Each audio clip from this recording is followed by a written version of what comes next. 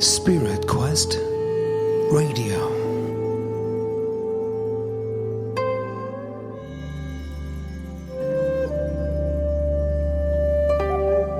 Spirit Quest Radio, part of the Spirit Quest group. You are listening to Spirit Quest Radio.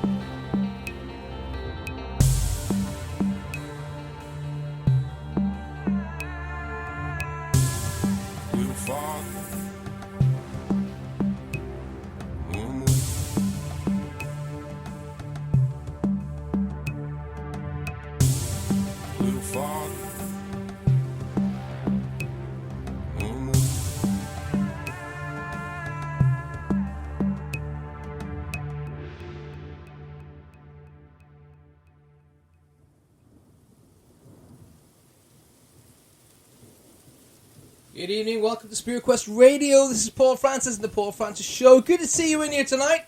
It is Wednesday night, and guess what? We have a superstar here tonight. World-renowned superstar, that's all I'm going to say. If you're not here, you're going to miss it, and if you're going to miss it, you're going to kick yourself tomorrow.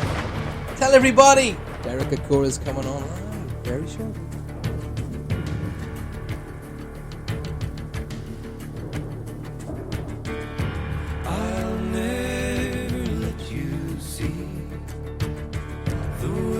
Broken heart is hurting me. I've got my pride and I know how to hide all my sorrow and pain. I'll do my crying in the rain. If I wait for stormy skies, you won't know the rain from the tears in my eyes.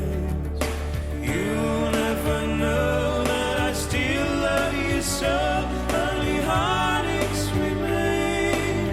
I'll do my crying in the rain.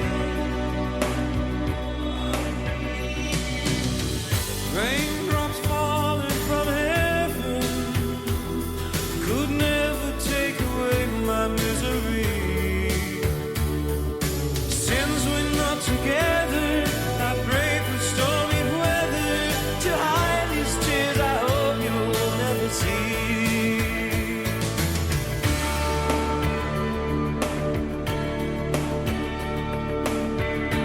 Someday when my crying is done, I'm gonna wear a smile and walk in the sun. I may be a fool, but till then, darling, you'll never see me complain. I'll do my crying in the rain.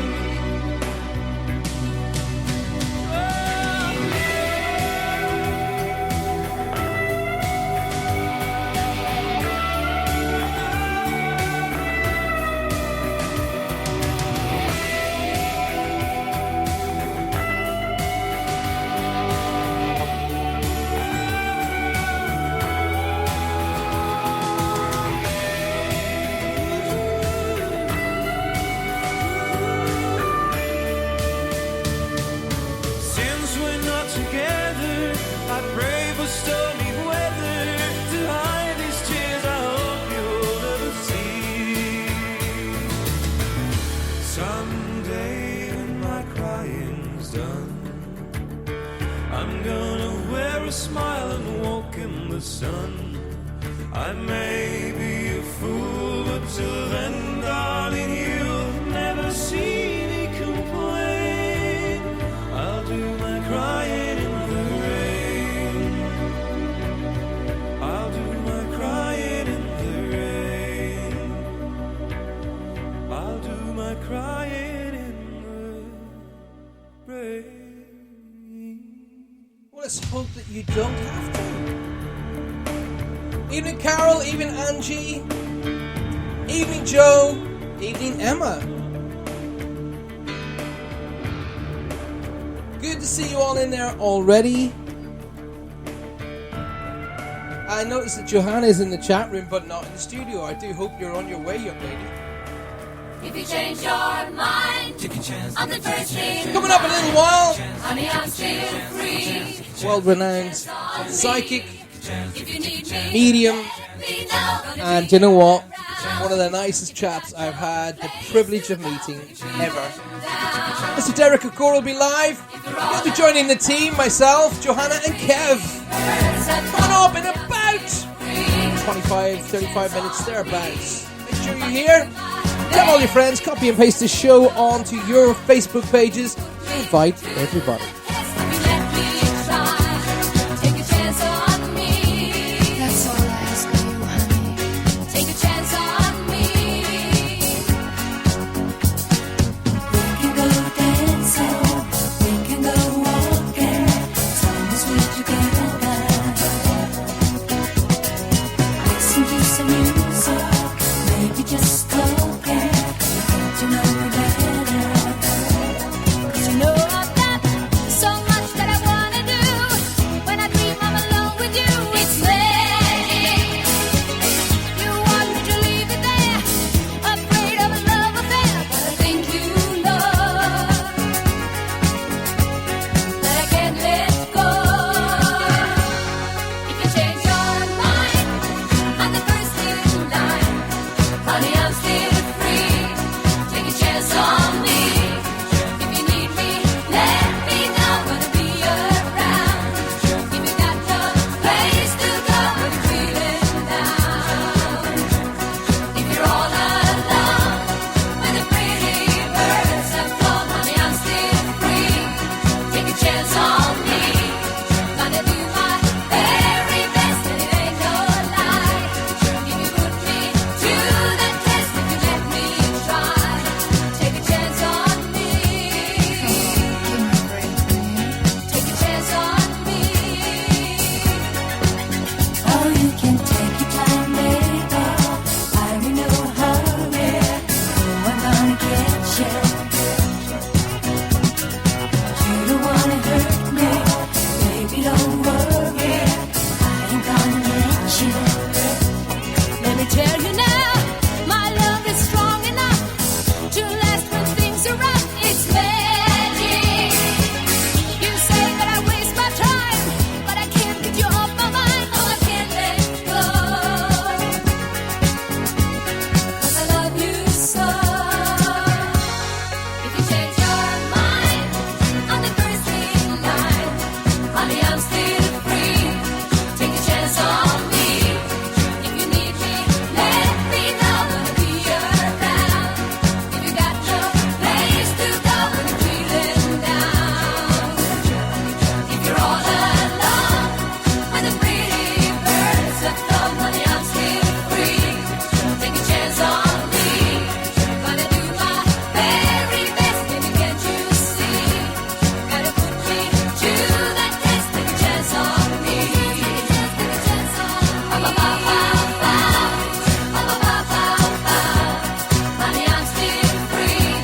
Take a chance on me. Gonna do my very best, baby, can't you see? Gotta put me to the test. Take a chance on me.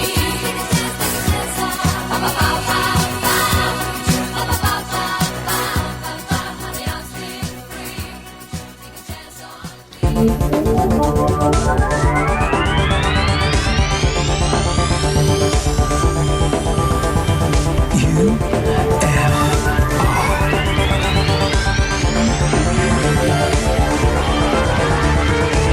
Unidentified flying objects.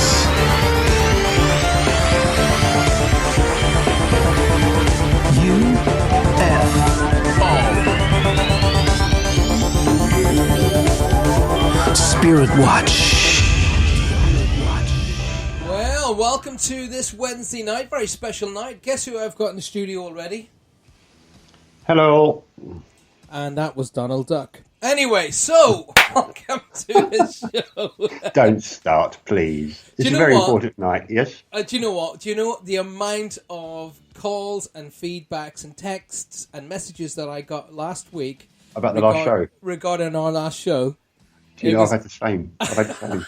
And People all are- because nobody could stop themselves laughing while I we all know. went into it. Do you know what? That just proves it. That how much laughter actually does assist everybody. I bet you everybody forgot what was going on with them, during that day, that night, because I they were know. all laughing. How Yeah. cool is that? I was laughing so much, actually, it hurt. I had to mute my mic many times, if you remember. But interestingly enough, I did actually look at the EQ spike on Yeah. that broadcast, and you can see the amount of times that we were laughing where it's peaking. Yeah.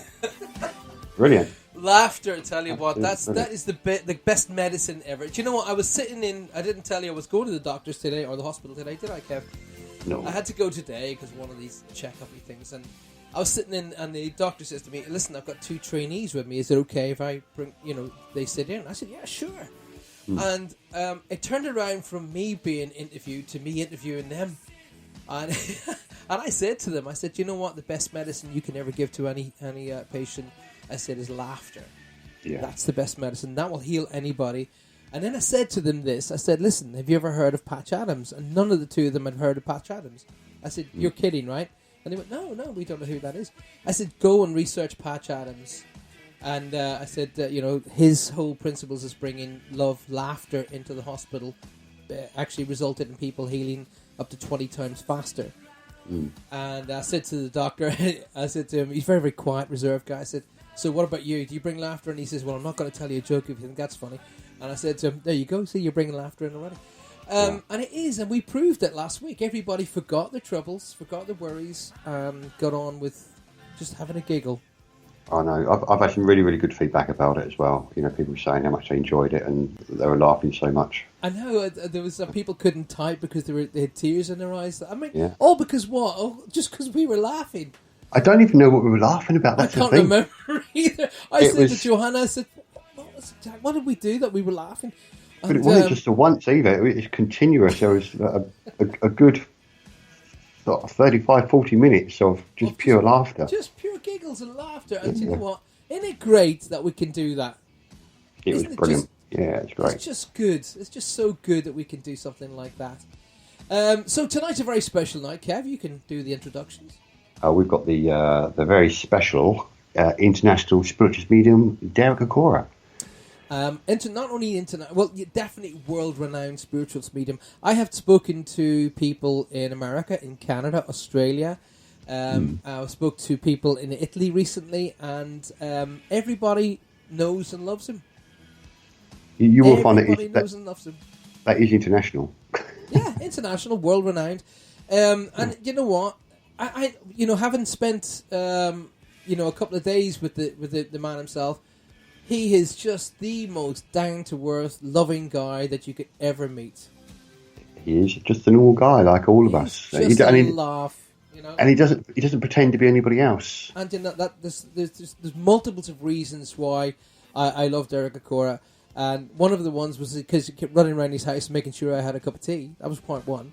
Part two, his lovely lady Gwen. I fell in love with that woman in an instant second. She is phenomenal. And you know what? We were trying to get her to come on. She will not pick up the microphone, will she? No, she will not go in front of a camera. She will not pick up a microphone. It's an absolute no-no on that one. But her and Joanna has hit it off big style with the horses. She's into the GGs, isn't she?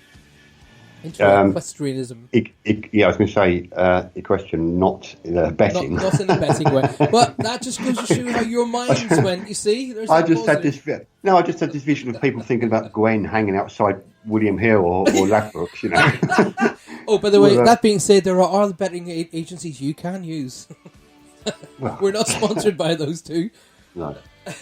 And that I suggest you. I find that quite funny recently, Kevin. I was looking into bits and pieces about what people can do, what people can't do. You can't do this because of your age. You can't do that because of your age. But you can bet whenever you feel like. I find that really, really stupid. As in 24 hours a day, you mean? Try the door. It's open. Hello, she's arrived. Oh, she's arrived. I've So locked the I studio. assume you mean 24 hours a day online. Yeah, I've Yeah. locked the studio door. Do you think I should let her in or not, Kev? Well, you better do. Do you think it's cold outside? Otherwise, you might get I'm just looking at her. She's going like a weird colour. Oh, it's red. I better let her in. Hang on a second. Okay. All right. I'll just say hello to a few people in the room then that have come in. I'm seeing Carol, Kat, Lawrence. Hello, Lawrence. Angie, Emma. And I assume Ali's next to Emma, somewhere along the line there. Sandy. There's quite a few of you coming in. Joanne. Mary. As well. Sounds like he's let her in the door. Good job, really. 'Cause I think that. You just press the button and it goes zzz, and she comes in it. Where's the boss, Paul? You're talking to the boss, Shen. Where's the boss?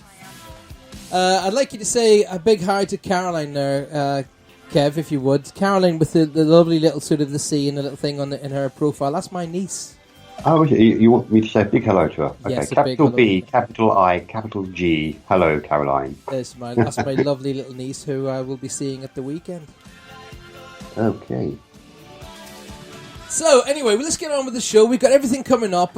We have the phenomenon. I'm going to say that with confidence. The phenomenon that is Derek O'Crory. He'll be joining us very shortly. We have Kev here tonight. Her Royal Highness has just arrived. Royal Highness, thank you Yeah. very much. And lots of music. We have also coming up tonight Star Signs. And we'll also the weather forecast, because the weather forecast is looking rather bitsy at the minute, to say the least.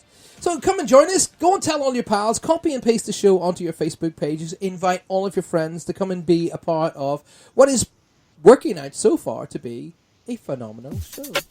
See you in a moment.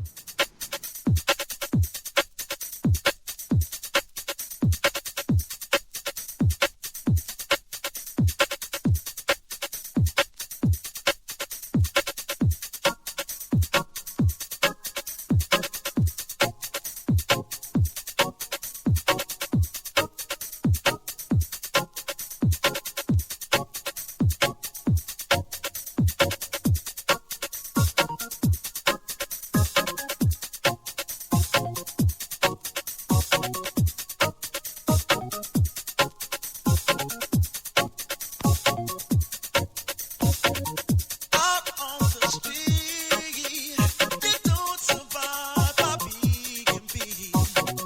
Now is the time for you to realize. Out on the street, they don't survive by being beat.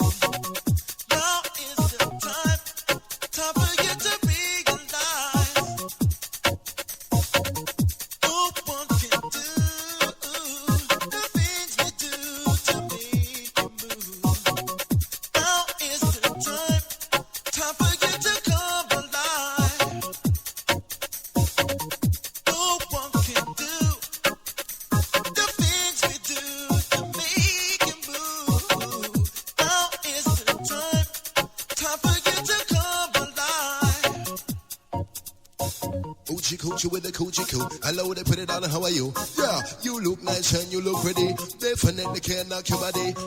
These are where they used to be. Rude boy, the DJ with the melody. Come on, these are where they used to be. Rude boy, DJ, no diggity. I will jump on a mic sensational. Sending the message international. Little something for the ladies to get down. And the guys around town to rock out. Here we go again. I like the mix and the blend. Got to set the trend as we drink and spend.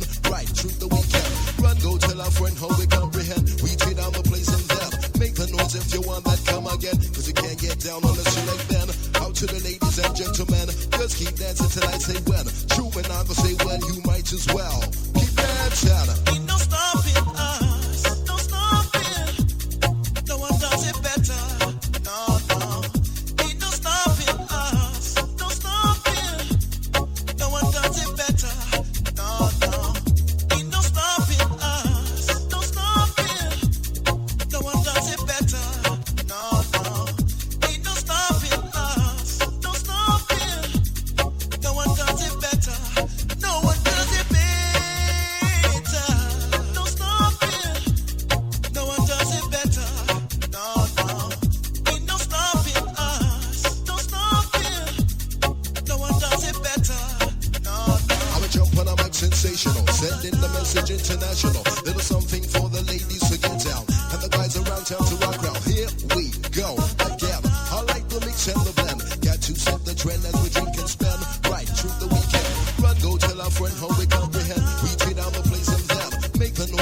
one that come again. Cause you can't get down unless you like Ben. Out to the ladies and gentlemen. Just keep dancing till I say when. True when I will say well, you might as well. Keep dancing.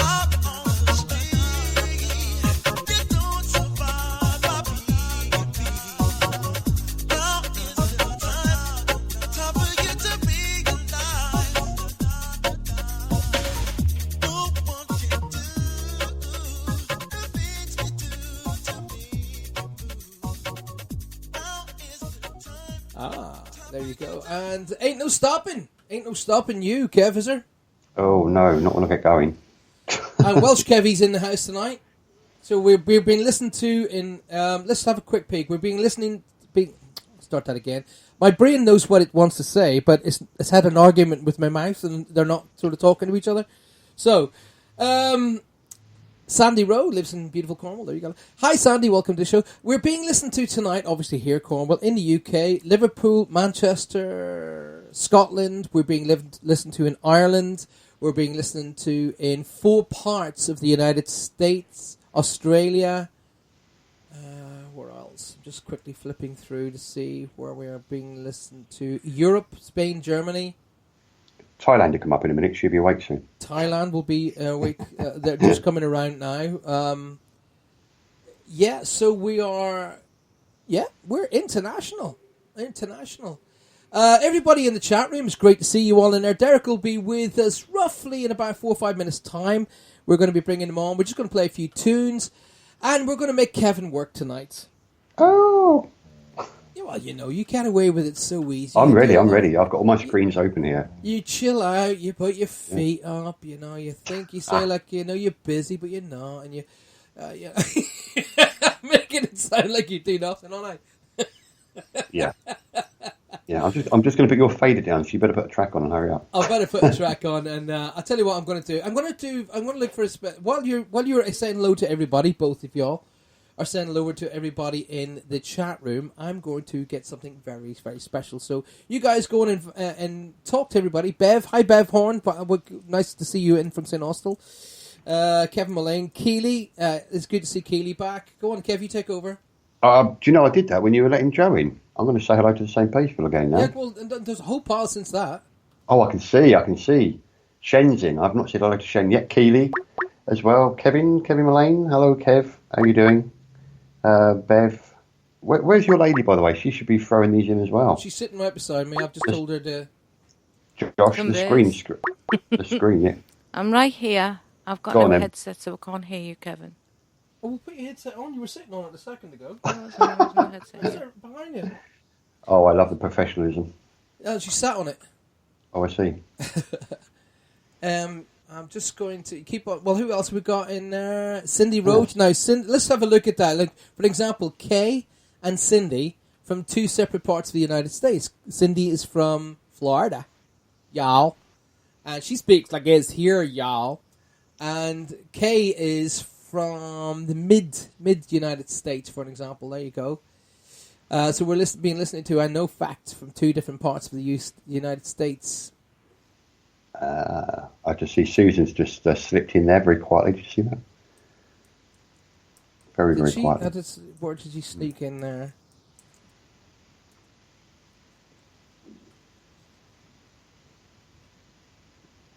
There we go. That's the one I'm looking for right there.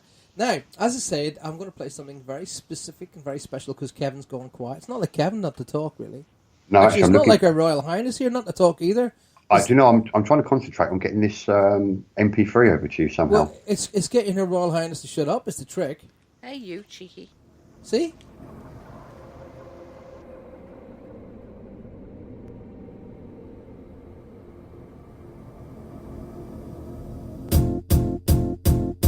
It might seem crazy what I'm about to say. Sunshine, she's here. You can take a break. I'm a hot air balloon that could go to space. With the air, like I don't care, baby, by the way. Because I'm happy. Clap along if you feel like a room without a roof. Because I'm happy. Clap along if you feel like happiness is the truth. Because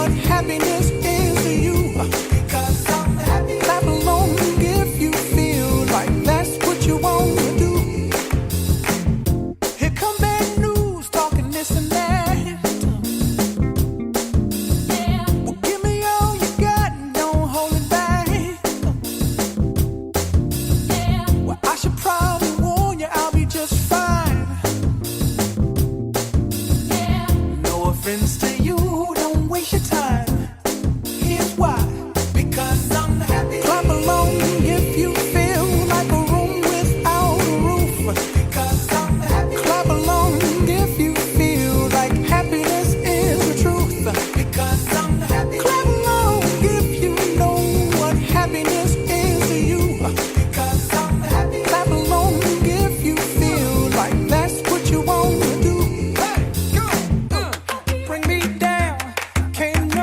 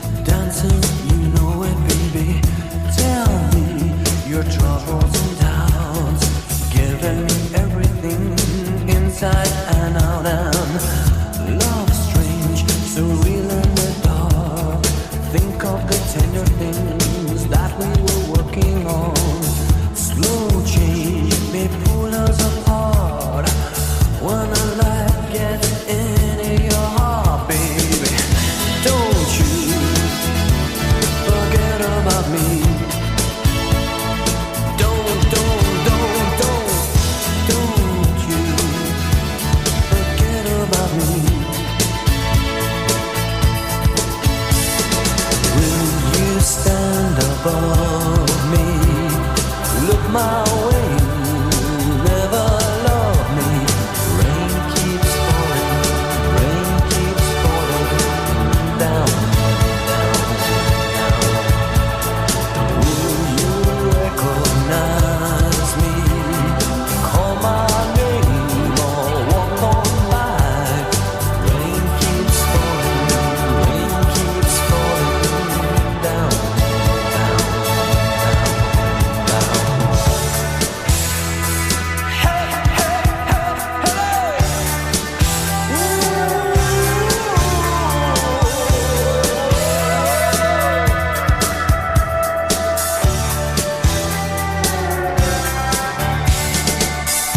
Don't you try and pretend it's my feeling will win in the end. I won't harm you or touch your defenses. Vanity, insecurity. Don't you forget about me. I'll be alone, dancing, you know it, baby. Going to take you apart. I put us back together at heart, baby. Don't you forget about me. Don't you forget about me. Will you stand above me? Look my way, never love me. Rain keeps falling down, down. Will you recognize me? Call my name or walk on by. Rain keeps falling down, down.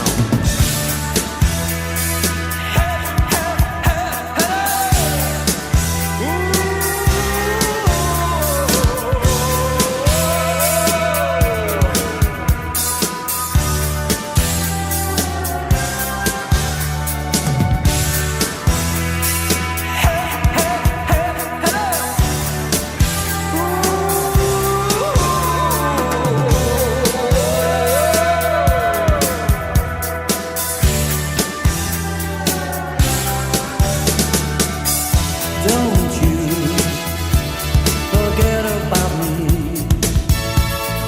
Don't you forget about me. You are listening to one of the top songs of all time. Do you know why I've played that particular song tonight? Any of you two? You're controlling the buttons. Oh, why have I That's probably played why this you- song tonight? What is this song called? Don't You Oh, Forget you- About Me by Simple Minds Who Are? Oh, you're calling us Simple Minds now, are you? Yeah, clearly. Be And they're from They're from Ireland, no, aren't they're they? from Are they? I don't know. Scotland. Oh, And what tonight? What day is it today? You never were a Burns good night. geography lad, were you? It's Burns Night.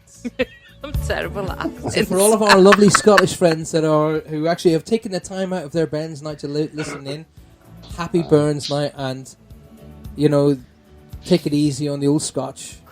I was telling some friends last night that I stayed at the Glen Eagles Hotel, and we had whiskey as part of this meal, which was £120 a shot.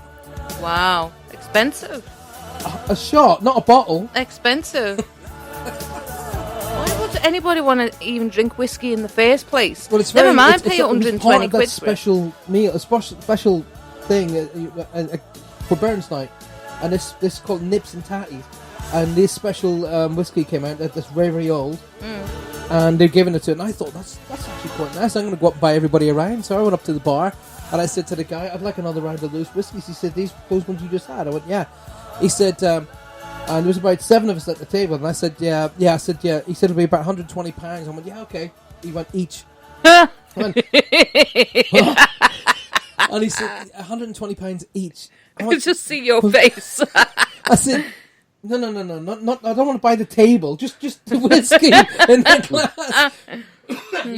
Well, there we go. Guys, I'm back. Hey. Hey. Yeah. Well, guess Now, before you say anything at all, when- before you say anything, I've got to play this. Just hang on for 1 second. This our mystery guest. Just hang on, and we go. Here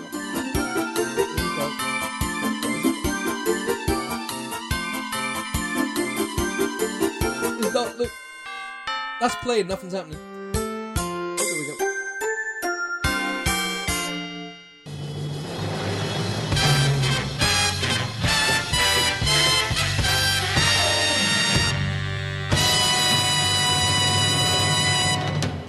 Derek Akora is in the house. I had to play that before you came in. It said, Derek Akora is in the house. Hello, kind sir. How are you? I'm great, thank you. How are you? Oh, we're all doing well. We're all glad that you've come on and you've taken the time out again out of that heavy schedule you have. And we want to say a huge thank you to the wonderful Gwen for allowing it. Absolutely. I'm just I reading. love technical faux pas. Oh, it's good. It just goes to show we're all real and it's all live. Yeah. You see, what the listeners didn't know then was that I'm controlling Derek's mic from this end. Yeah. So when I muted Derek because I heard some little bit of noise in the background, Yeah. and of course when you were talking, Derek wouldn't be able to respond because I had his mic muted. You had his mic muted. And then I've also got the studio sound running as well, so I'm hearing a delay of about 10 seconds, and it kind of really confused me. Well, is Derek linked? Can Derek see the chat room? He can't see the chat room, no. He can't see the chat room. Unless he clicks on the link. Okay, well, there is a plethora of people in the chat room all saying hi, Derek. Yeah. And the Scouser jokes are coming up as well. What's Kevin Mullane said? My niece has done really well in her exams, more A's than a group of Scousers trying to break up a fight. Oh, I'm not taking a mickey out with Scousers. I'm one of the very important Scousers on tonight as a very, very special guest. And we'll give you the opportunity to ask Derek a few questions. Bev is saying, Derek, hope you're well. Cindy, all the way from Florida, is saying, hi, Derek. And hoping everybody else is well as well. And I try to do that in my best Florian accent. Y'all. Yo. Is our Derek online? He was, but I just heard a funny flipping noise. I think he's gone. I think his microphone might have fallen out or something, but we had to play that before he came on, Kev. I started playing, nothing was happening, then it just clicked in. I thought, there we go. I'll try and get him back on. Okay, you can try and get back on. Well, we want to say to all of our friends listening to us in Scotland, a very happy Burns Night. And of course, not just in Scotland, all the Scottish and all the Celts are from all around the world. We want to say a very happy Burns Night to you all. We have the phenomenon that is Derek Akora live on the show with us this evening, and you'll be able to talk to him, and you'll be able to ask him some questions, and please, we're obviously going to do everything we possibly can to make sure that he gets your questions, but please don't be upset if he doesn't round to get around everybody, because there are thousands of people not only trying to talk to him, but thousands of people listening in tonight. So we will do that as soon as Derek comes back on again. In the meantime, though, we will give you a bit of a heads up about what's going to happen on the show tonight. So in about 5-10 minutes time, we're going to look at the star signs, and the star signs tonight are the Aquarius. We're in the house of Aquarius. So if you're an Aquarian, of which my dad is an Aquarian, and who else do we know is an Aquarian? Whose other birthday was in the sign of Aquarius around us? Who do you know? Who's in the Aquarius? Who's Aquarians? We had Aquarians on with us this week, so we also have a quick peek at what the weather is happening here in the UK, especially up around the area of where Derek is, which is roughly around about 4 degrees tonight, so it's pretty chilly. Hope we got that Arga working. Oh. Because that is the place good. to warm your tush. And right down, oh look, we've got the hottest part of the UK tonight, according to this. Like, Up there you go. So, Kev's off finding Derek. Derek is he is in the house, but he is. Yeah, in the... I found Derek. His signal just dropped off completely. Ah. Oh. Are you there, sir? There, sir. No, I'm going to try and bring him back in now. Oh, you so can bring I'm him back going to in. go off again to get him. Okay, I'll All be right, back. so you go and get him. Go get him. So, Johanna, what do we want to talk under the heading of Wicca this evening? Anything Under special this Wicca? time of the year? Well, no, we've just gone past the first full moon in January, which we had a few rituals and stuff. Right. And I actually did put a ritual up on SQ and Coven of Angels Yeah. for that, because it's quite an intense energy from the first full moon of the year. Right. And So what Josh, kind of- who's actually in the chat room there, Yeah. we had a discussion on it. Hello? With regard. Hiya, Derek. Hello. Yeah, we got back, have we? You're back. Yes. There he is. I'll tell Don't you what you it just is, love Derek. live We just radio? had a peek. It's clearly the weather. It's freezing your part of the woods tonight. Pardon? It's freezing up your neck of the woods this evening. Oh, it is, yeah. It's about 1 or 2 degrees at the moment. I wouldn't be surprised. It's shown as being, as the further we move up, especially up to where you are and a little bit bit more northern, it's getting colder and colder and colder. In fact, it's dropping down. Would you believe, Derek, tonight to a maximum of -6. Oh, my God. Yeah. Oh. And if you're in the kind of the Bradford Barnsley area, you are at -2. Benson -4, dropping down to -6 the further north we go. Oh, gosh. So you're kind of getting, you're actually looking at it. You're right in the middle. So you're kind of like just before Cold. it starts to drop down. You're at that point. Oh, wow. Well, look, whatever the weather's going to throw at us, let it be. Everyone's going to suffer the same. So let's all suffer or be happy. Oh, well, that's your song, isn't it? Yeah. I love the cold. I love it. Yeah, you do. You don't feel I the don't cold, do feel you? the cold at all. I love the cold. No. I sleep with the windows open no matter what time of the year. Yeah, unfortunately, yes.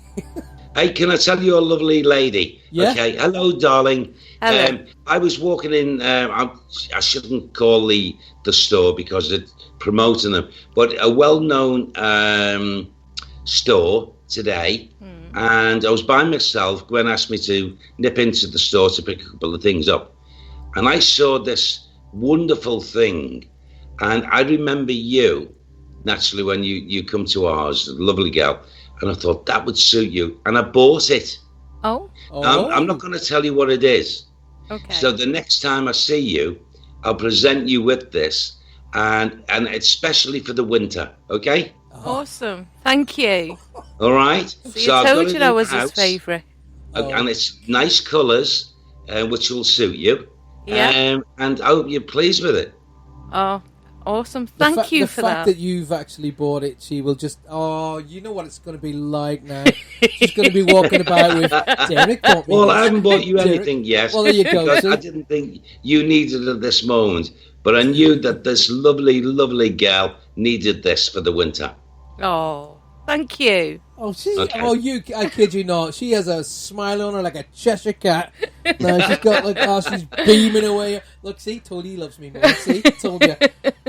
Yeah. I have to say, I mean, I think I told you this the last time we met, but I actually spent 2 years living in Liverpool itself, and I used to work in the Liver buildings many years ago. But we were sitting in the house the other day, and Johanna took a phone call. Okay. And it was a lady from Liverpool, and I promise you, 5 minutes of conversation, and the only thing I understood was the words "okay." So she starts off howling again, and I kid you not, I looked at her and I said, "Is this girl speaking English?" She was probably saying to her, "You know what I mean? You know, Yes, she things was. across the road. You know what I mean? You know what I mean, girl? She was. You know what I mean, yeah. Joe? I've got to go over in there. Well, actually, you know, Yeah. all I heard was, We can't help it. We can't help it. I mean, if you look at the people from Birmingham, if you look at the people from Newcastle, they've all got very, very stringent, strong accents, haven't they? Yeah. Yes. Yeah. So Liverpool's no different, really. It's lovely. And for the listeners that do not understand the word that's being said, It's we will be subtitles. doing a transcript. That's right, Do you Kevin. know what? But of course, I'm going to start off then- with questions tonight. I am Derek, and it's about accents. All right. Yeah. Sorry? I'm going to start off the questions. Hey, do you know what? I'm going to use my privilege tonight, my privilege card, and I'm going to ask. I've got a great question for you. Okay, you know when Go you're on. doing live shows live on stage, Yeah. and you're doing shows all over the country. How do you fare with the very stronger accents? Say like the Newcastle accent, say the deep Welsh accents, or the Scottish Well, accents. yeah. This has been a thing over the years we've spoken about. It's not so much Newcastle. It's not so much Birmingham. It's not so much Sheffield. It's not so much any. There's one place, and it's not saying anything negative about it. Yeah, yeah. When I go to Scotland, Yeah. and we go right across the board, as Kevin knows, Yeah.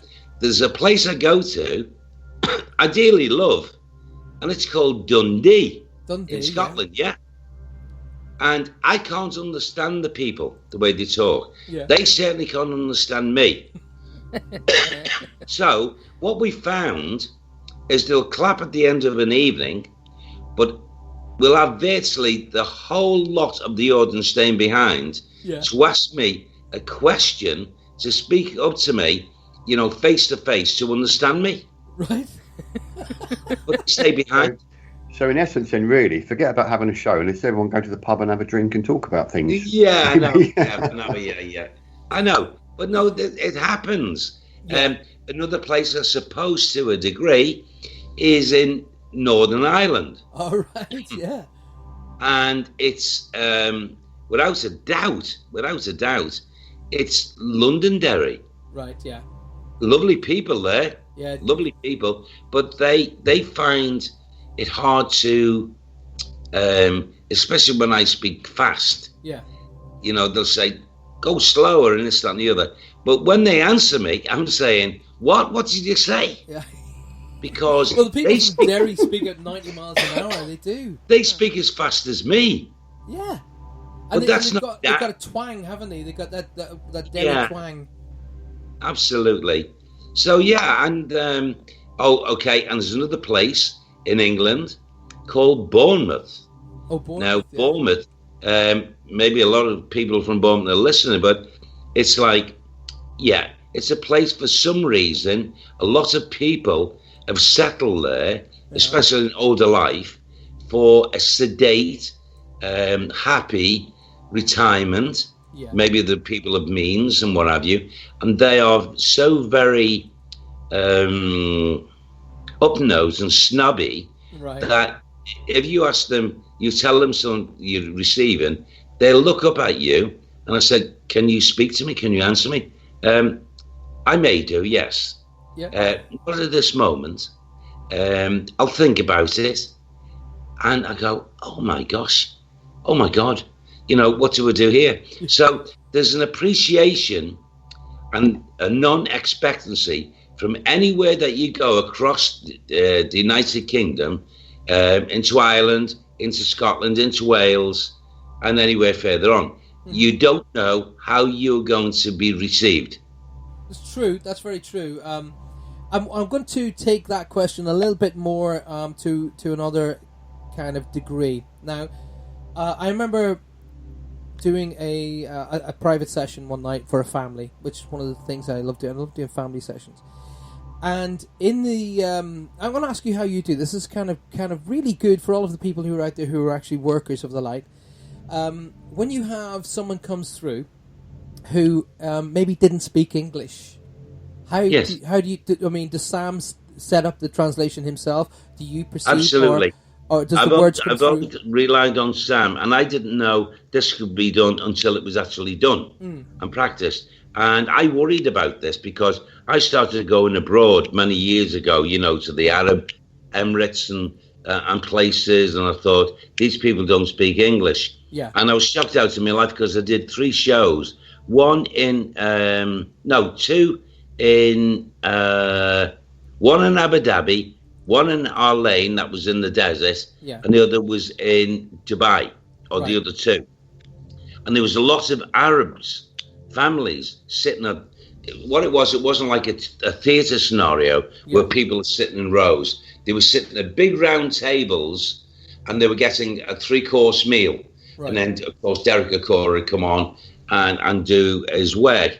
And when I walked out the first one, and that was in Dubai, I thought, oh my God, I've never ever, this is the first time for me, how on earth can, if a loved one, like that man over there, looking at him with his family, if his dad or his mum comes through and they speak in this, I won't understand it. Yeah. And rather quickly, I was reassured by Sam. He said, I will determine the words and tell you what these people are saying. And I stood back and listened. Now, when I first spoke that first read, I'll never forget it. This man, he must have been in his 60s, a lovely wife, and he had 3 of his children, 2 girls and a son at that table. And when I told him, and it was his dad that came through, then his mother came through, then his younger brother, what I remember, who passed over at a very young age, that man was taken, he was beside himself. Wow. So much so that he said to the people the organizer got me out there, we invite him cordially to our home tomorrow before he moves on, to have breakfast. He's helped us so much, and we'd just like to, thank him. Yeah. Now, I went to that family home, and when I went to it, oh my God, the man was of means. Oh, yeah. We only found out later what he was linked with the government there. Oh, right, okay. A very important figure. And he said to me at the end of it, I've not understood or understand your work, but I understand your truth. Right. What you said to me was the truth. What my wife was listening to was the truth. What my children would listen to was the truth. Yeah. And that is good enough for me. And I was so impressed by that, Paul. Yeah, take that, absolutely. Totally. And then, so I had the confidence then to carry on working there, and it happened again. So it's always been Sam. Sam has always deciphered, then told me. Yeah. And have you ever heard what a great guy he is? Oh well, you're a super team. I remember the one night that I remember the words were say these words. So I said the words as I heard them. I could have been talking gibberish. I didn't know what the words were, but I just said to the chap, I said, listen, I have to say these words. You need to listen to these words. And I said, literally, all I was doing was sounding what I could hear. And I sounded these 3 words off to the guy. And next thing, his tears were dripping him. And he said, that was my grandfather's saying. And I still to this day don't know what it meant. But Paul, I was interested in hearing what your take was, Derek. Well, Paul, let me tell you, as I've got older and I've worked long and hard, the more I value when a spirit person tells you something for a family member.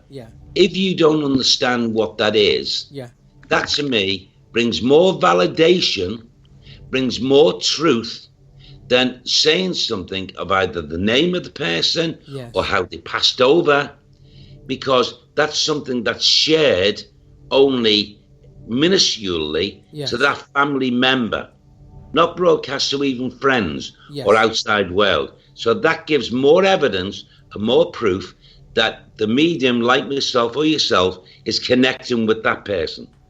And you know what? I until this night, I hadn't really discussed that anywhere.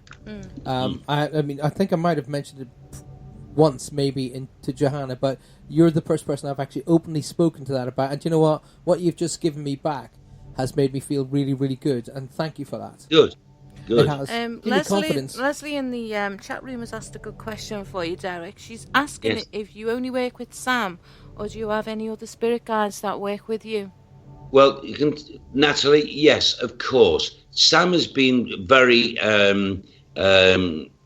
forward with me because he was meant to be from a very early age, as I'm, meant to develop mediumship.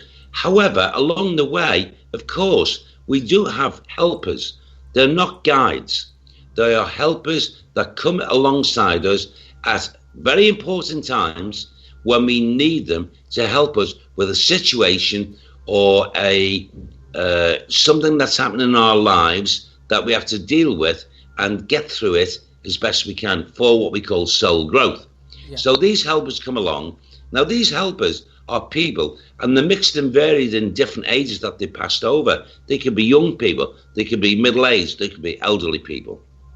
And they come for a sole purpose to help us because they, in their physical lives, when they were here, actually experienced or had to go through that same experience. So, in a very spiritual, loving way, they are afforded by our Father God, okay, who I'm not afraid to speak that way, okay, to come to us and help us get through, okay, buffet that experience to make it as non-harmful as possible to our emotions and what have you. And once that's done, then they move away from us. Yeah. So yes, everyone has helpers right the way through their lives, apart from your main guide, okay, your guardian from birth to death. Also, the helpers, and also, let's not forget, most importantly, our loved ones, mums and dads, grandparents. They all want to connect in. They're still concerned how we are, what's happening. If your mum's in spirit and she sees something happening to you, a daughter or your son, oh my God, I want to help them like they would when they were here. Exactly. So they join in as well. So we've got a team of helpers from the world of spirit at any given time trying to help us. I want to back you up on that. I've said that to so many people. I do have to break. I don't know the word confidence here, but I do sometimes have to break it to people because they always say, "Oh no, my mom is my guide," and I go, well, "No, no, she's not. She'll be your helper." No. So I totally 100% agree with that. But they go, no, my grandfather's my guide, and my mom's. I said, no, they're not. They're helpers, and they'll work alongside of you, and they'll protect you as they did here, just exactly as you described. But there are times when I have to, and sometimes you become the bad guy when you've got to give them that information. But of course, yes, we can't not tell them the truth, can we? No, you've got to tell them the truth. So I'm 100% behind everything you said there. It's spot on. I couldn't put it any better. Well, actually, you're the man. I'm going to become the apprentice again. I'm quite happy. You're going to become the apprentice. We've got another question from Lee Taylor. He said, Do you remember going to the Sankey Valley Park haunted house in Warrington? Yes. Yeah, he said there's a story behind that old house, apparently. I've never heard of it. Well, yeah, we went there. Was with the most haunted team. And there was a certain amount of paranormal activity, spiritual activity.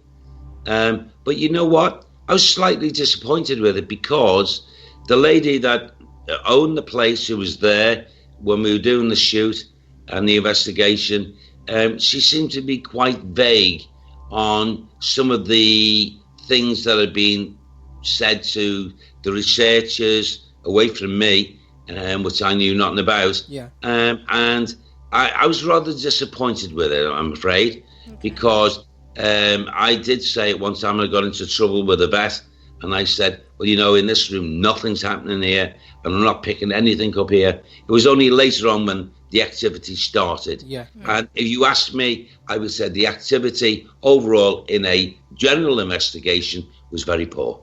Right, okay. We've got Carol Young asking, what do you think about premonitions, and if you get them, what would you advise? Oh, absolutely. What a wonderful question. I've been waiting for that for years. There you go. When a person gets a premonition, no one really knows what to do with it. And the vast majority of people do get premonitions because you're all born psychic. Yeah. And it's funny talking about premonitions. I was only talking to a very dear friend today who's sympathises with my work. He's a professional in his work. He's a great professional in what he does. very intelligent man. And he said, you know what, Derek, and he told Gwen and I across the table, about a month ago, I went to bed, I'm lying there asleep, very happy and cozy with my wife. And he said, I woke up in a sweat. And she woke up immediately afterwards in a sweat. She said, oh my God, what? And the lights were off, so he went and said, what's wrong? What's wrong with you? I just had this nightmare, this dream. Tell me about it. And she told him, and he said, oh my God, I've had exactly the same dream about this person. Anyway, what happened? Within 2 days, they got a telephone call speaking about this person. And it wasn't nice what actually happened to him. Okay. He got himself into a lot of trouble. He ended up going into jail because he did wrong.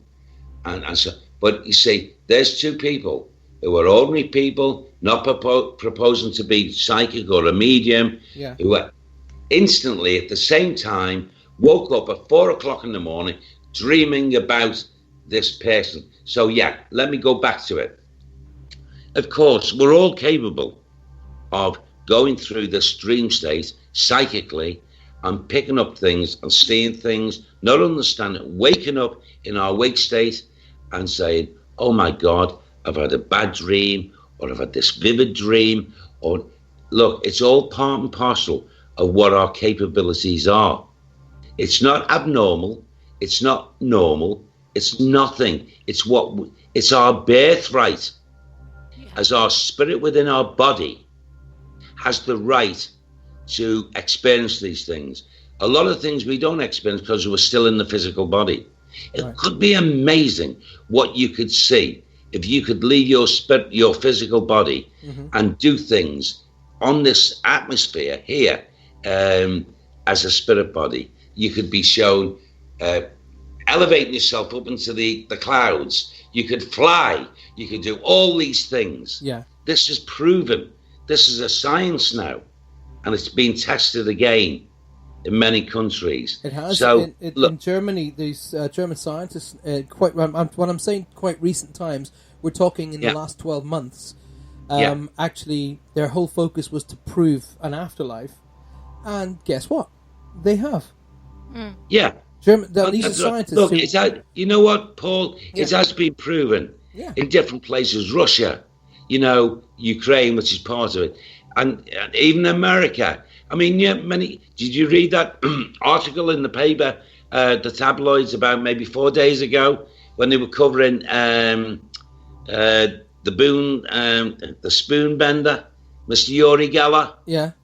I didn't see it. No, the tabloids about him. No, I didn't what see the that. CIA did and tested him and did this and the other. Yeah, and they said, okay, and I know a little bit more than this, by the way, what I've read, that this man passed all stringent tests beyond a shadow of a doubt. And then they said, right, they trusted him to go and check on the nuclear armaments across the world with countries that were planning or thinking about someday to throw nuclear weapons against them. That man did all this. Now, you know what stopped this? What stopped it? Why it didn't go global? Is because England, our special branches over here, found out about it, and the government said, oh no, let's bring this down. Good. And they stopped all this information from coming out. Yeah. Because remote viewing is a fact, Paul. It is fact, yeah. It's not just him in the world. They hired, for over nearly 20 years, tested remote viewers. And there was a place designated for them in the United States of America where they live full time. And they were remote viewing every single day of their lives for the US country. Now, also for England, I suppose. So basically, although they poo-poo our work all over the world, meaning the hierarchy, they don't poo-poo it quietly, okay? Yeah. But it'd be a big shame if we poo-poo their work. But I've done the remote viewing, but it's been part of a reading. So if I'm in the middle of a reading and all of a sudden they start showing me visions of someone's house, and I'm saying, right, they're taking me right, they're taking me left, they're taking me up the stairs. First thing they're going, how do you know that? I said, I don't know it. They're just showing that to me. Yeah, you can't just Well, see it. So when I'm ready to retire, and Spirit will know that, I'm going to dedicate, I don't know whether it be 2, 3, 4, 5 years, where I'm going to dedicate that time, because I've always been interested, and I always wondered whether I was capable of doing this. Sam tells me I am. So I'm going to dedicate maybe the last 4 or 5 years in doing this for mankind. And if I find dangers and what have you, I will let the important people of the world know about this. We're getting a lot of positive on the chat room, Derek. We've got Darren German saying, Derek, you've been to my home and I've also been to one of your shows.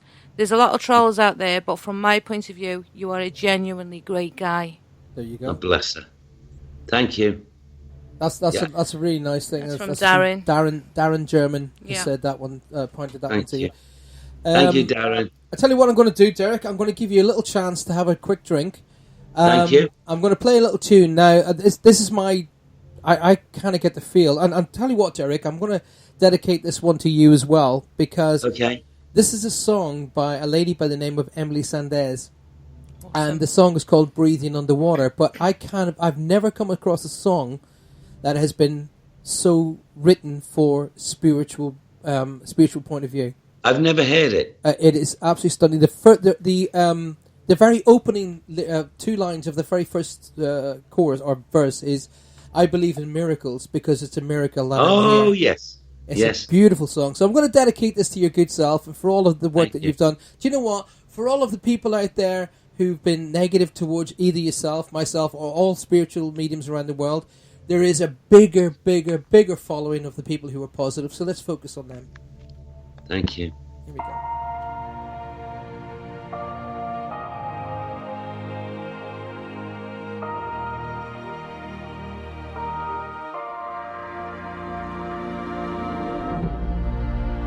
I believe in miracles, 'cause it's a miracle I'm here. Guess you could call me spiritual, 'cause physical is fear. And it's safe to say the storm's gonna win, and I'm dancing on the morning after. Yes, I'd love to stay, but my home's the other way, and I miss the love and laughter. Something like flying, I don't describe it. My God, I'm breathing underwater. Something like freedom, freedom. My God, I'm breathing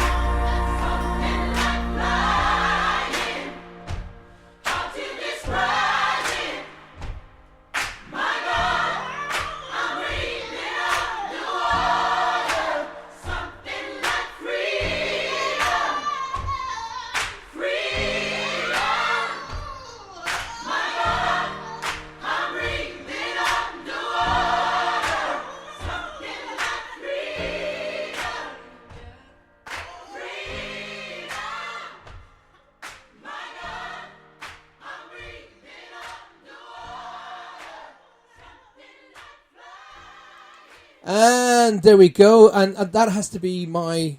I'm going to say that's going to jump into my top 10 songs of all time. Really? Yeah. And what about the album? I bought you the album. What do you think Well, of the whole album, we listen to the album in the car, don't we? Yeah. And the girls love it. Yeah. But what's they the do. song that they asked for? This one. Every single time. Well done. And Emily Sandez, well, actually, two of my productive producer friends said, "Oh, she's not that good." And we listened. You bought me the album for Christmas. I tell you what, it's constantly on in my car. It's beautiful. We're joined tonight with not only the team, myself, Johanna, and of course Kevin, but we are joined tonight by world-renowned psychic superstar Derek Akora. But do you know what? That's a label for a man who is one of the most wholesome, genuine, wonderful people you'll ever get. If you ever get the chance to go and see Derek in a town or city near you, do not miss it. Go and see him. Go and see him. And he is the most generous, loving, understanding, and truthful person I've had the privilege to meet in my 52 years of being on this earth. But before we bring Derek back in, again, we're giving him a little bit of a chance. We're going to put Kev to work. Oh, no. Yeah, it's about time you did something. So... Very dare you. I've not come on here to be insulted. Well, I do it offline as well. But anyway, so... Maybe. have you got the weather up today, young man? I have got the weather here. Yes, indeed, I have. It's going to be very cold tomorrow, milder and unsettled into the weekend. Okay. So that's great for the weekend. No barbecue this weekend coming up. Yeah. It's going to be another cold and frosty night tonight for many areas within the UK, and there will be largely cloudy skies, giving isolated drizzle or light snow flurries, and the risk of ice in places, remaining windy and milder in the north and the west. Well, here's the thing. I'm going to back you up 100% because you were absolutely spot on. The coldest part of the UK tonight is Benson at -4, dropping to -6. Bradford, -2. Barnsley, -2. Hollymore side, which is -2. Stoke on Trent, that is, -1. And then if you all come south, if Derek pays attention to the beautiful Gwen, you'll have to come south because Taunton takes up the reins at 5 degrees. Wow. Okay, and then Chelsea, down Chelsea Bill, 5 degrees. Anglesey, 6 degrees. I beg your pardon. The second most hottest place of the UK tonight is the Isle of Wight, at 7 degrees. But the hottest place on the UK shores tonight is the Isles of Scilly down here in Cornwall, and that's 9 degrees. But it's looking very, very cold up there where Kev is. I will be in Ireland on Friday, and it's 9 degrees tonight and looking cool. And we're just going to have a little Gale weekend You're with gonna have a all our gaily daughters. weekend. All right, then, like a gaily weekend. Hi guys, I'm back. Oh, there he is. There he is. Hey, Look. Derek, welcome back. Well- Derek, what's your star sign?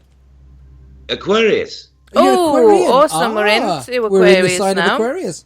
Yes, son, yes. And Look, what's your something take on that's that? been, since the last time I spoke to you two lovelies, Yeah. there's one person I wanted to meet in my life, Yeah. and I'd love to go to one of their shows in Ireland.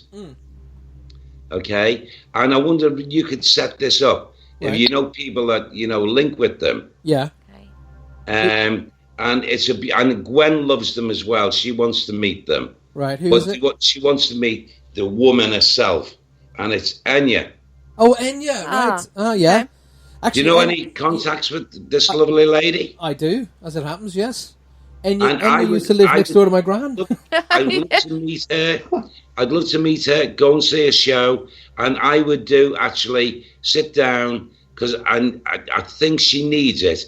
I would do a personal reading for her. Right. Set it up. Leave that with Away me. from the records, not for papers, not for television, It's no. Personal. friendship. privately. Yep. I'll make some contacts with contacts who know people. Yeah. We'll just make it happen, basically. Yes.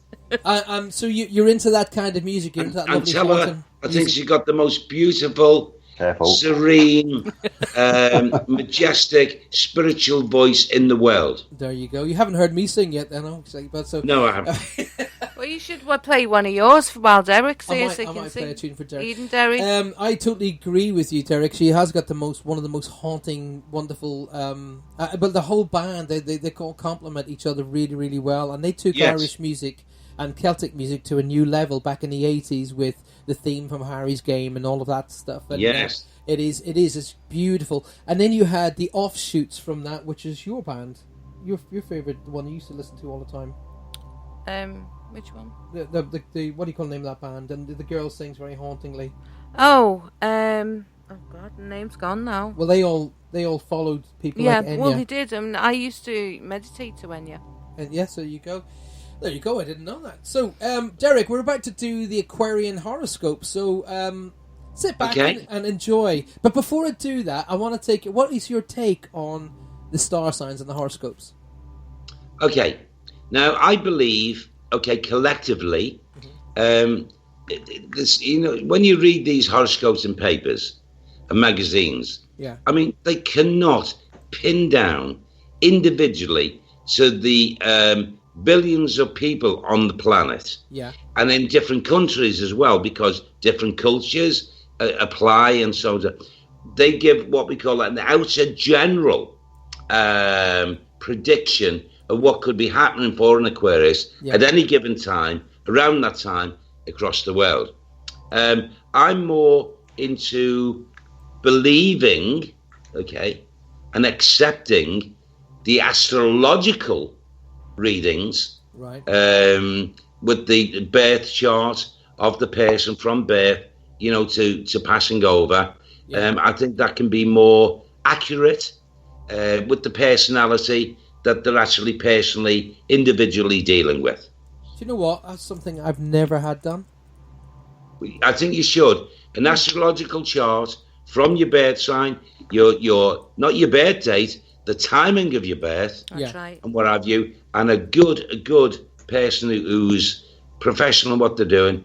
You'd be amazed the accuracy they can come out with. And of course, they will give you projected thoughts for your future. Wow, I'll have a look at. You know what? I'm going to take you up on that, and I'm going to do that.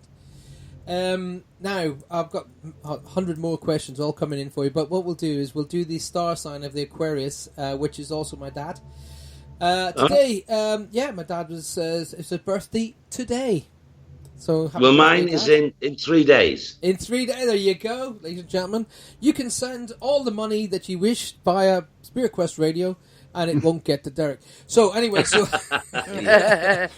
here we go. Aquarius Daily Horoscope for Derek, my dad, and all the other Aquarius out there today. Today you may be touched by a person who exudes the kind of determination produced by a combination of spiritual and intellectual strength and It's faith. already happened at 11 o'clock this morning. There you go. Yes. This is what is meant when people speak of a leader of great integrity. And I'm speaking to one as we speak right now. The encounter with this person is likely to inspire you to commit yourself wholeheartedly to some good work and perhaps even a charity. There you go. Yes. Will I do job and career? You do job and career. I thought you do love for Derek. Well, I can do. Go on, You you want tell me to Derek do about that? his. You tell Derek about his love life, or just ask Gwen. Gwen tells me anyway, but that's not for on air. Anyway, the celestial configuration, see, I can say big words, is helping you to accept love at a more realistic level. Your relationships are usually an adventure into the unknown, and often once the adventure seems to settle into boring, mundane routine, you suddenly feel the mad urge to escape completely or into yet another relationship. Gradually, you're beginning to see the folly of your ways and can now start to behave accordingly. But let me read into that sign. That doesn't necessarily mean stepping out of the love relationship you're in. No, it doesn't. A relationship with something else could take up a hobby, take up a job, take up a concept that has anything other to do with love between two people. So Yes. that love of, like for example, I love flying. I love airplanes. Yeah. My love of that might diminish, but it doesn't mean I love you any less. No. You just want to push me out the aeroplane. Well, yeah. The thing is, I think every couple especially when you're together for, I don't know, 20 years, 25, 30, 35 years, in our case, 33 years. Yeah. You must have what we call a period of not so much boredom. I've never been bored with my wife or family life, but a period of reflection. Yeah. And when you meet people in life outside your partnership, your marriage, your family, and you see maybe a spark or something that you recognize that you saw in your wife, 30 odd years ago, Yeah. and vice versa for Gwen as well, that maybe your mind tinkers a bit and say, and you tend to forget who you are and the age you've got to and why you've got to that age through the experience of wholeheartedness of the happiness of a family life. Now, yeah, I can understand that section as well, Joanne, where I was at an all-time low last year because I wasn't too well through one thing and another, and I picked myself up and I got back and whatever. I was still touring. I was very tired, and I started questioning quietly. No one, this is the first time I've told anyone, especially on air as well. Right. None of my friends know. And I got into that sort of thing. And do you know who brought me through it? Gwen. Who do you think? Your lovely lady. Yeah. And she pointed out things to me, and I said, you know what? God, what I've cherished over the years, and here I am checking it out.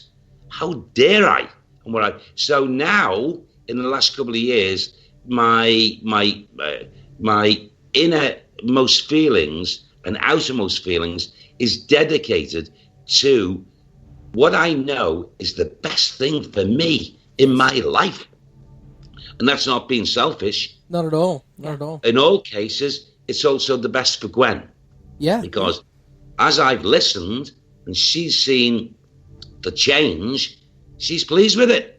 Well, I tell you what, you know what? You just described us. Yeah, has just described us to a T. I've done the same thing with Derek, and I have sat back, and I'm going to say this openly on air. I'm going to say, is this real? Am I really doing this? Am I just making? How does this come?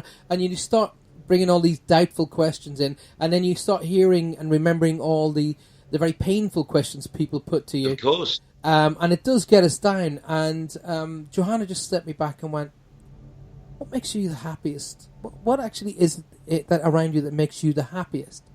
And Yes. I said, well, you and my family. She goes, right. That's what Gwen did. Yeah. Oh, wow. It's Scousers, that's what it is. It's a Scouse thing. And then she said, so Yeah. what is it you love to do? I said, well, I love, and I pointed out all the various things I love. I said, I love flying. I love music. I love being around the earth, the energy. And she goes, and what do you really love doing? Tell me, what is it that really fires that spark off in your soul? When I give a reading to someone, it helps them get through that dark. Good man. She goes, there you man. go. That's it. Now stick with That's that. the end process, you see. This is telling you who you are. If that is your total out-and-out love, okay, you are doing exactly what you've been sent here to do. Yes. And in this lifetime. And between the two of us, we listened. I'm the same. If I'm feeling, low, when you're on tour, Paul, I'm sure you understand this, and it's ongoing year in, year out, and you're traveling for all kinds of hours and this, that, and the other. You like to think that, okay, if you can, be appreciative of the truth you're given to help people. But when it's over and you go to a hotel, which is cold, you're not going home to your wife, you're not going home to your family, but you got, kiddies, dogs, and what have you, and you could be away for a string of 5, 6, 7 days. Yeah. By the time you get to the 7th day, honestly, no matter how much you want to give to people, you just want to go home to your happiness. I am absolutely with you. That one thing that you treasure beyond money, beyond anything, it is your happiness. Yeah. And this is where I think, all of us, we may fall down sometimes on it, but we get there, and we do eventually, no matter what age we get to, we realize what the real happiness is, where we get it from, and where we sustain it, and be the happiest until we pop our clothes and go over to meet God again. Yeah, and I tell you what, I totally agree, and I'm sure I've done exactly what you've just said, and I've been there, and I've climbed into the hotel, and I've even woken up in the hotel thinking, I've got another gig to do tonight. I'd rather just go home, you know. But you and I, and a lot of people like us are professionals, and we get up, and because what we're going to bring to those people in that theater that night, is you see, the great thing about this, Paul, is as you know it, and Joanne, and even Kev knows it, we made a pact before we came into this physical life. Yeah, you and I and others like us, as instruments, as conduits for spirit. Yeah, we made a pact and a promise, soul-wise, that we would come in, and when we got to a certain age, we would follow a path, even though it was a path that becomes totally new to us, but eventually we go on it to work for spirit.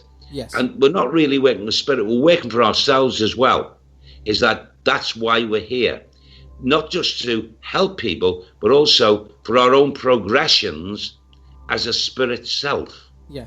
Not saying that you've been a bad person or in a previous time. No, we're developing, we're elevating. If you look at some of the great, wonderful souls that have been on this earth through, times, I'll just name just a couple, and people before then, which I haven't got great knowledge about, but just to name a couple, Mother Teresa, Gandhi for India, I could name a lot of people, but these souls have been a little bit like you, a little bit like me. We've not got to their greatness of development yet. Eventually you will, after coming back many times. But you see, you're on a progressive ratio of your spirit like I am. Right, and we've got to keep our promise, Paul. Yeah. And if we break the promise, which we can, the consequences is that you'll be allowed to live your life up until the time that you're called. And when you go over there and you'll be sat down and talked to and say, well, you let the side down here because you could have carried on and, giving you more spiritual brownie points for the next time round. So you've got to go back anyway and go through until you do it again. Yes, until you build up that. Yeah. That's a responsibility that only you or I can actually take on. Any instrument working for spirit, to take that on and analyze and work for ourselves. What do we want? Do we want to be held back? Do we want to progress? Now, when you get to 11 times of progression, meaning coming back and reincarnated times 11, you'll have the choice, like myself, whether never to come back to this earth and to be close in the heavenly body with whatever you want to call our Heavenly Father, our God. Or you can go to 22, which is double that level of time, which is very hardiest. However, there's been a number of souls that have done it. Right. And I could name them. Now, when they go to 22, they're godlike, they're godly. They've got the empowerment of God. And they would be showing across the world in helping mankind. Now, at this moment in time, there's not one single soul that's progressing to 22. Otherwise, we wouldn't have the wars and the pestilence, because that individual soul would put a stop to it. Right, okay. We're waiting for that soul to do it. Okay. Okay? I'm sorry for going very deep, but that's my knowledge. That's the whole. Hey, this is a chat show for people all over the world. That. I like listening to stuff. This is probably on a lot of people's mind, but some people don't have the courage to talk about it. So, you know what? We'll bring it to the forefront. Well, I'll tell you what we'll do. We'll carry on with the stars, because I've actually got a couple of great questions for you, Derek. Let's make it lighter, eh? Yeah. I'll tell you a bit more about your career, shall I? Here we go. Yes. Here we go. Any artistic and creative work that you need to get accomplished should be tackled today. The energy is right for your imagination to flourish and for your dreamy side to take over. Put away any work that involves concentration or practical perspective. Oof. Oh, I like that. I'll do the money, as always. You're feeling good about yourself and you're trying to do it in the world. Your personal and professional relationships are likely to be warm and collegial now. However, your home life and inner feelings may be somewhat tumultuous and unsettled. It will be better next week. Well, do you know the big thing that affects us all is health? So let's look at the health for our Aquarians. Waiting for the right time can be good advice, but not with regard to developing healthy habits and habits to live by. You need to eat 3 meals a day with healthy snacks in between, like fresh fruit, for example, something like that. You need to sleep like a baby, and there are always ways to create more successful sleeping habits to do that and get that into your way of thinking. You need to drink enough water to keep your immune system strong and for you to eliminate any processes that fall out of tune with your body. These are the things that are not meant to be dealt with. They shouldn't be in your body, so drink, eat, and remember your body is like a car. And if you want to put the best fuel into your body, your car will get the best out of that fuel. So just remember like that. Things that do not benefit you, basically don't get involved with. That's what it's all about. Yeah, just don't get involved. Go ahead, I Derek. think that's a very, very true reflection of Aquarius at this given time.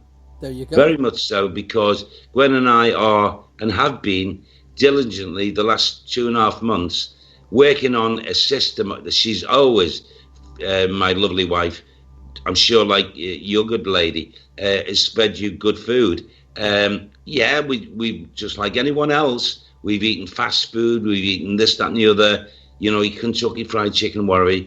That's all changed now. And there is a healthier way of thinking. And in this household, my wife is cooking not just good food like always, but pure, healthier food. Yeah. And we are feeling the benefit from it. And definitely so. We've taken that whole thing up as well, haven't we, Darren? We have gone on a fitness thing. I'm just going to share the I Ching with everybody, and then we're going to get back to having a good old chat with Derek Akora, who's absolutely such a wonderful gentleman, giving up his time to come and talk to us all tonight. Let me share the I Ching with you. Today, strong leadership must come from the head of the family. The energy today supports success as a family. Each person knows their place and supports the others, and you can stand together in a way that supports your neighborhood. I like this so far.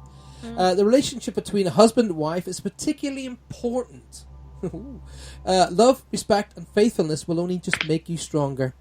Your words will have power when they are clear, direct, and focused on practical concerns.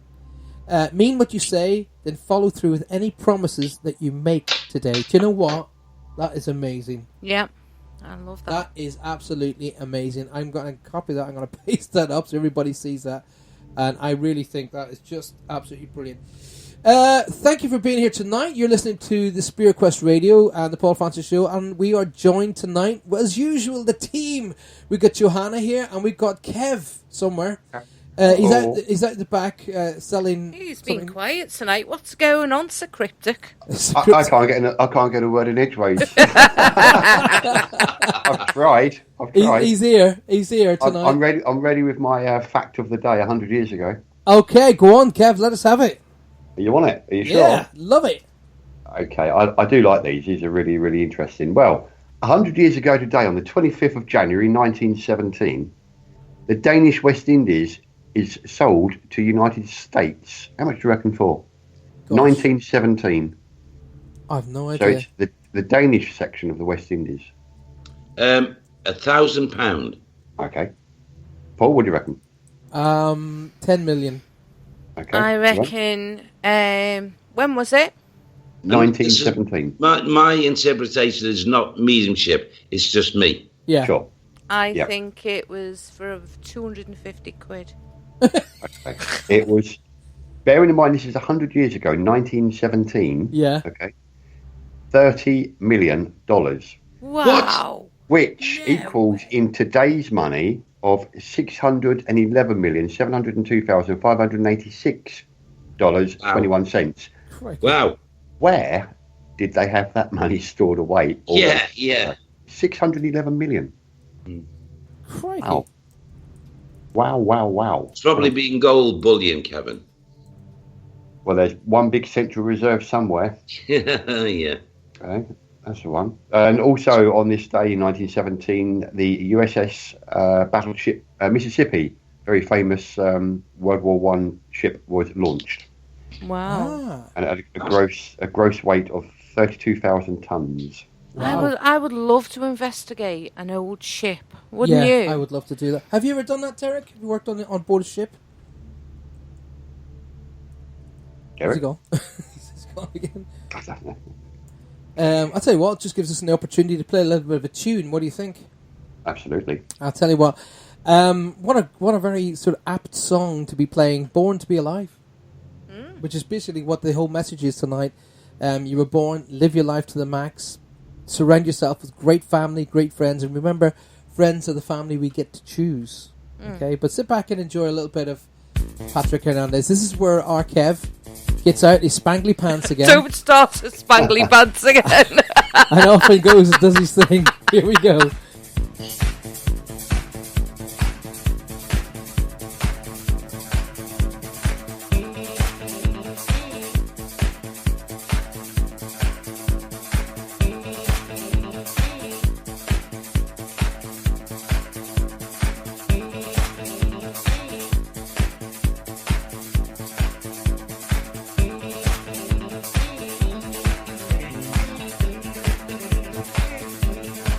Thank you.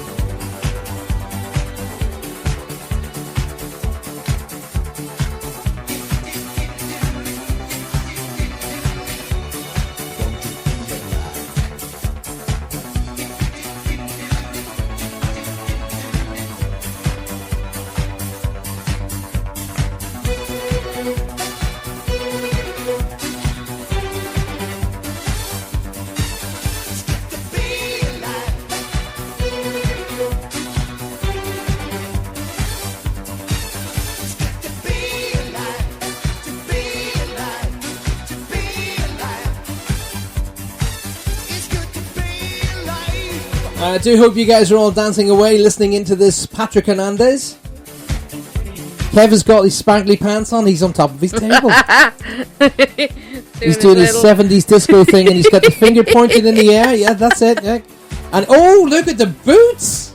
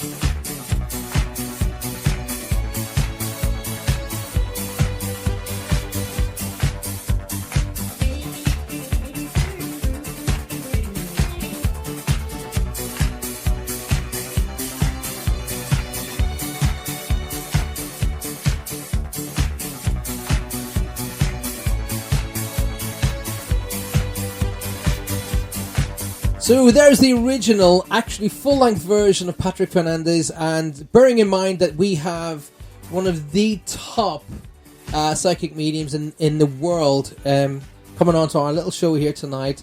Born to be Alive. What a perfect message coming from Derek and from all the other mediums. You are born to be alive. Live life to the max. We're going to play a very special song for you before we bring Derek back on again. This is a very, very special song that I'm sending out to my dad. Where we live in Ireland, we have a house and a farm, and it's beautiful. And I, as a little boy, grew up there.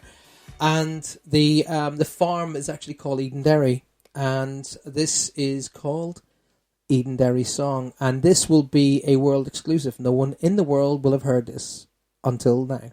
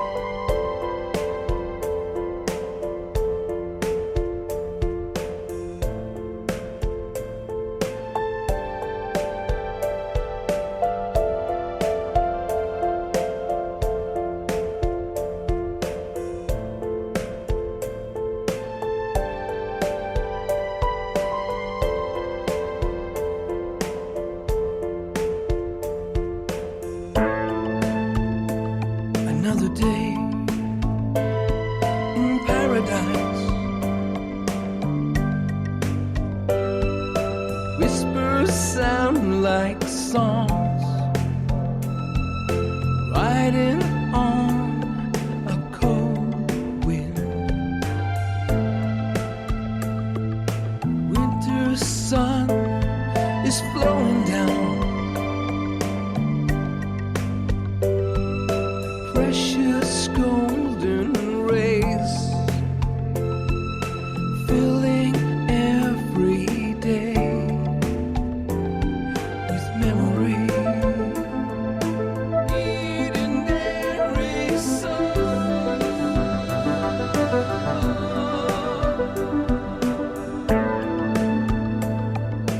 Got no reason to linger.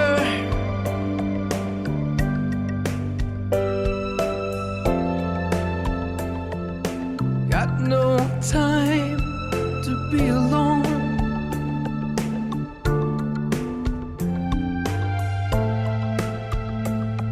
These memories still hold me.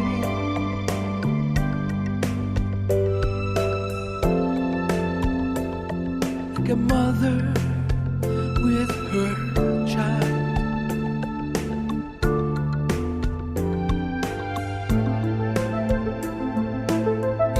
Legendary sun.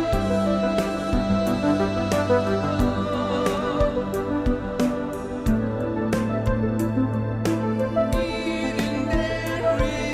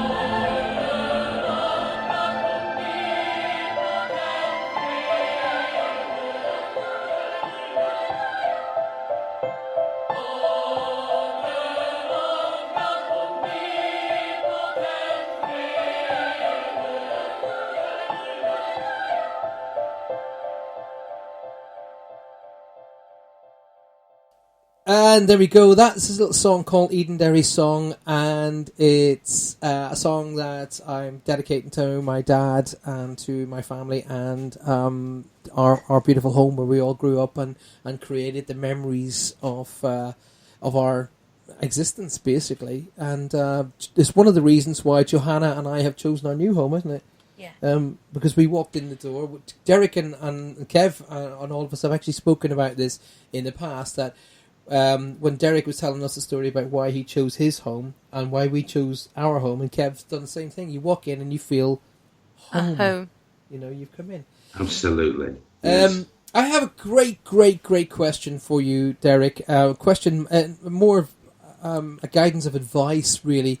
I'm about to teach a handful of students who are beginners into personal development or psychic development. Yeah. So what kind of advice would you give people who are literally starting out to develop their personal psychic gifts? Well, firstly, if you're going to be the leader of the, helping them develop, you've got to establish to them. If they're teenagers, young people, the way they think today, we've got to get into their mindset, different than what it would be if you were speaking to a young person 20 years ago, 30 years ago, because we've got to take everything into consideration here, Kev. As you sit these people down and you're helping them, there's likelihood that they're going to have mobiles, laptops, they're going to have all these things alongside them. So the first thing you should say is all your material things that you've got, leave them outside where we're going to sit and you're going to develop. Yes. That's a must. Okay? Yep. Totally get that. You might never ever thought about this, but this is it. Then you got them on an even keel where they don't know what to expect. Okay, so I would say to each individual young person, prior to you coming to sit to develop and to find out the innermost things that you can bring out of your spirit, is to, well, a simple task. Drink some water prior to going and sitting down. It's most important. Yeah. Maybe drink a small bottle of water. And also to, you might think this is silly, but it's not, to wear a very loose-fitting clothing. Yep. And also shoes and like some socks and what, to be very, very relaxed. I would sit my students down and I would say to them, wear a tracksuit top, tracksuit bottom, with maybe trainer shoes in this day and age, purely simply because it's airy, because once they start to go within themselves, a certain amount of body heat will establish itself. Yeah. When they first start, and they'll start to sweat. They'll start to feel warm. Yeah. And what have you. So if they're wearing, airy clothes, they'll get through that. Secondly, I would say for them to try and clear their mind of what's going on in the day, in their lives. In other words, to be like an empty vessel. Now, you can achieve this by taking them through what we call a personal mantra. Yes. And say something like, right, have them sitting comfortable with the hands on their thighs, and tell them to close their eyes and to imagine. It's one of the easiest things for them to do. Imagine a beautiful flower, a rose. Yeah. We have many colorations in roses, and just to imagine the rose, within a very short space of time, they will see a rose. They will see the coloration rose that they want to see. It could be red, it could be yellow, right. It could be orange and red, it could be many of the colours, a deep purple. Now that will be personal to them. Yeah. And that's their spirit linking with that colour. Right. It's not the rose, it's the colour. Yeah. So once they've established that, and they come out of that and you ask them to open their eyes, what did you experience? And they will tell you individually. Then take them on to the next level, which is you then say, for the first time, ask your spirit guide to draw close to you for the first time. Yes. I'll guarantee you, if you've got 6 or 8 sitting there, at least 2 or 3 will go, oh my God, I saw a man, I saw a woman, and they walked, and I heard him or her. These are the things that, you should do for them to achieve some amazing things rather quickly. Yeah, I like that. Once you do that, Kevin, they will themselves take over, their spirit self. You've just opened up that, it's not Pandora's box, but you've opened up a doorway for them they didn't know existed. Yeah. Okay? And they will then take themselves forward anyway. Yeah.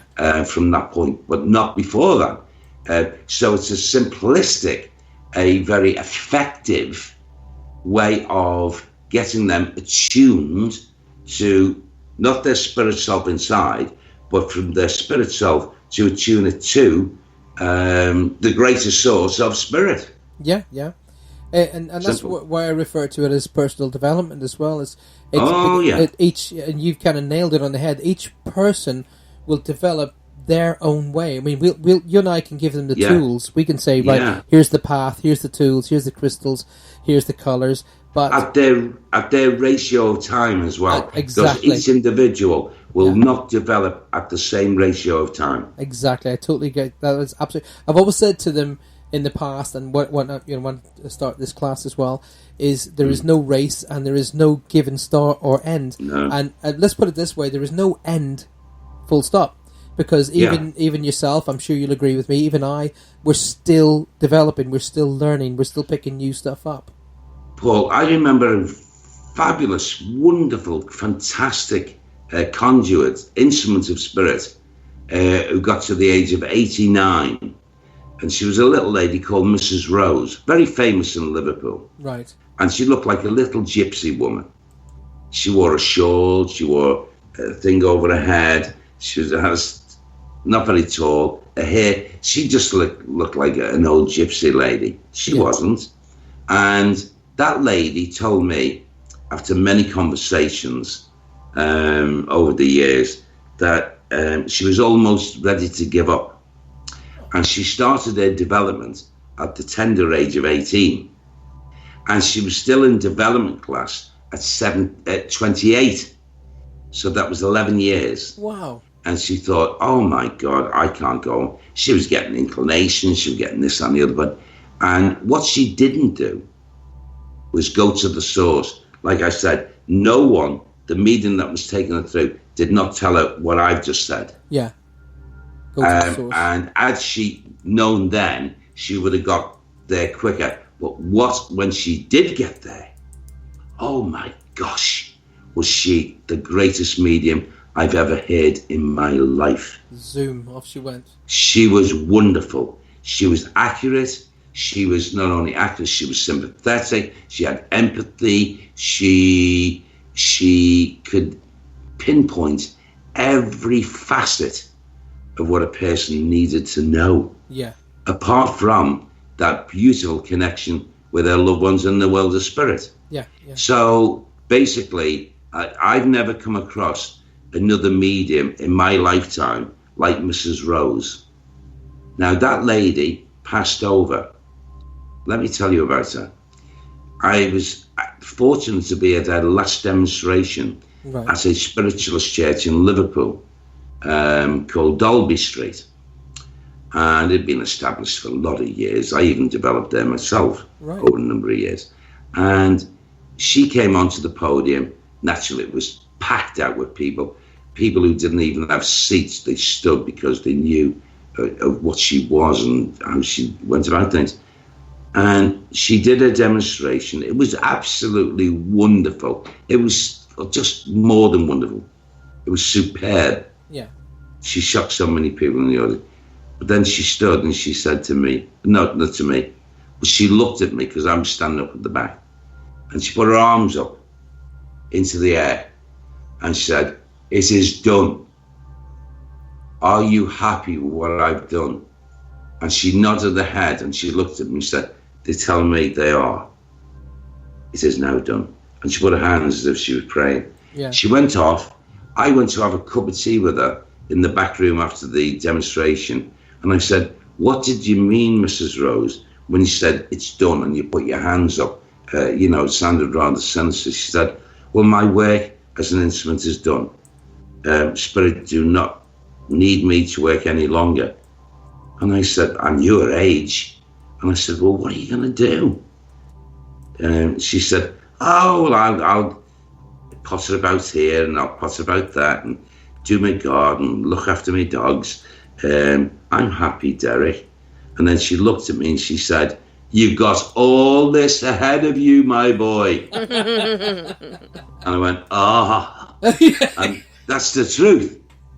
Oh, what a wonderful... And you know what? 2 weeks later, she was rushed into hospital and she passed over. Oh, bless her. Okay? Bless her. And I bet you she's having fun back at home now. Absolutely. She's come over to me. I mean, she got to 89. She was still working at 89, Paul. 89 years 90. old. Wow. That's Come on, amazing. you know. That's amazing.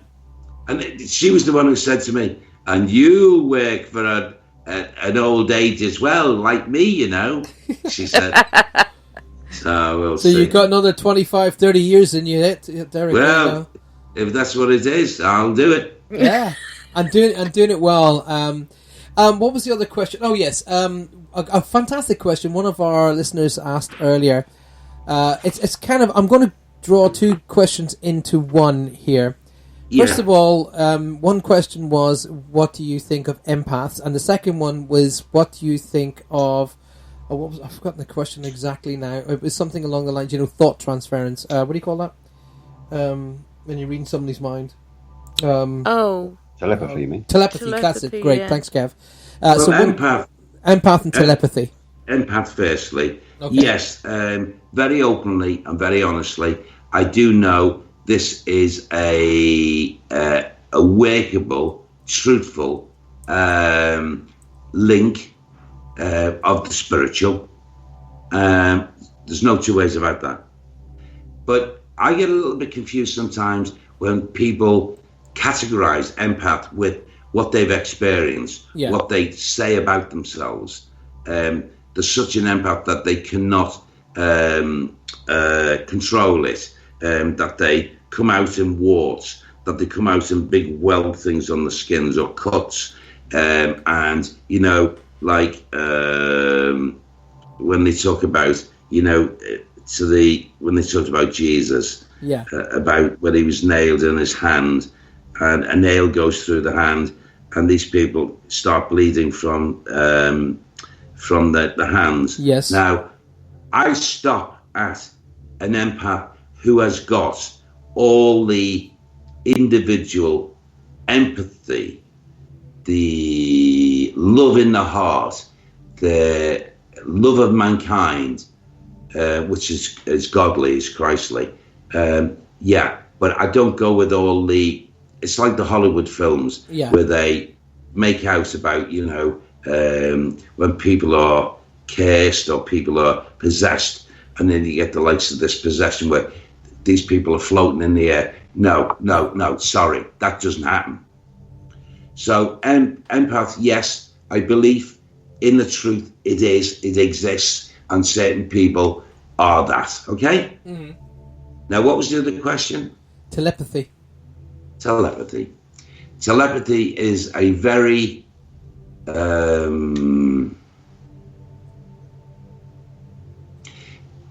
it's in existence, but I believe that there are only certain people that can link that way with another person, and they don't have to be twins, but it does happen with twins, that's for certain. And they could be in other parts of the world and they know what's happening to the sister or the brother. I don't think telepathy has really been scientifically tested yet, as it should be, but I think it's a great force, and I believe it could be helpful to mankind if it was harnessed and used properly. Right, I'm gonna jump in alongside of you on that one, and I'm thinking now. This is just me. I haven't researched this, but I've kind of done a lot of thinking about it. And when we're developing, we develop the aura. We develop the strength of the aura, and we develop out that how the aura and how our energies work in relation to healing and protection and so on and so forth. Yes. I'm beginning to think, and I'm beginning to suspect that the telepathy aspect is all of those energies working in conjunction, because of course they are. Yes. It becomes physical, doesn't it? Of course, yes. Or metaphysical, if you want to call it that. Yeah, and you see, certain people have the gifts to develop in a category. Yeah. And, just one category. And if they did, they'd become absolutely brilliant at it. Yeah. Rather than fragment their energies in trying to link with clairvoyance, clairaudience, clairsentience. A person who's, empathic and what have you, if they concentrate on that absolute avenue, they would become absolutely fabulous at it. Yeah, I agree with you 100%. I remember when I was doing it, if this helps anybody else whilst, while we're talking about this, then take out of it what suits you. But when I was going through my training, we went through the various stages of the different styles of work and how we would work and how we could link to spirit and so on and so forth. And we did I remember doing the night where we would do where the spirit takes over the body. Yeah. And I've forgotten the technical term of that right now.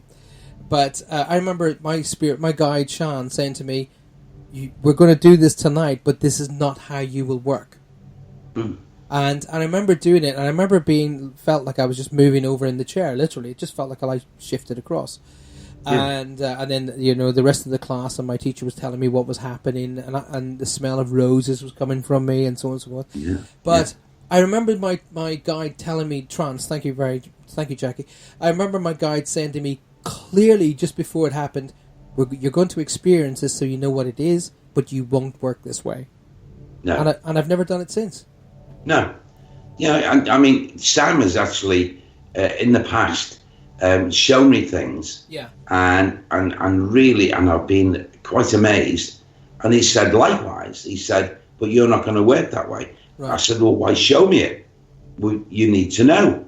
Yeah, we need to understand it. You need to know all the other things that are going on that you as an instrument are not actually going to do, but you've got to have trust and knowledge of it to then quote and say it's true. Yeah. You've got to be shown so many things, even though you might not participate or do some of these things. Your guide, if he's worthy or she's worthy, she'll show you these things along the way in your life's experience here. Yeah, I totally agree. Let me just jump in on the empathic side of things as well, Derek. Yeah. And this, again, ladies and gentlemen around the world who are listening to our voices tonight, listening to our conversations, first of all, thank you for being here. And a huge, monstrous thank you for Derek for taking out his time and talking to us. And remember, as we present to you points of view, that's what they are, the points of view. So do enjoy them and take out of it everything that we say to you. Take it on board. Adapt it to how it helps you and suits you, and then bring all of those energies forward so it helps everybody else. But my personal opinion on empathy or empathic is one of that's a natural effect. Because and I'm going to use an extreme here for an example. You're driving down the road, you look over, and there's a little old lady walking along, you don't mind your own business, maybe coming home from the shops, and she trips over and falls. Well, your empathy instantaneously goes, ouch, ow, oh, wow, stop. Absolutely. So your empathy, your energy of who you are, your knowing of soul, your knowing of right and wrong, your knowing of that, oh my God, we need to help that person. That's your empathy taking over, so everybody is empathic.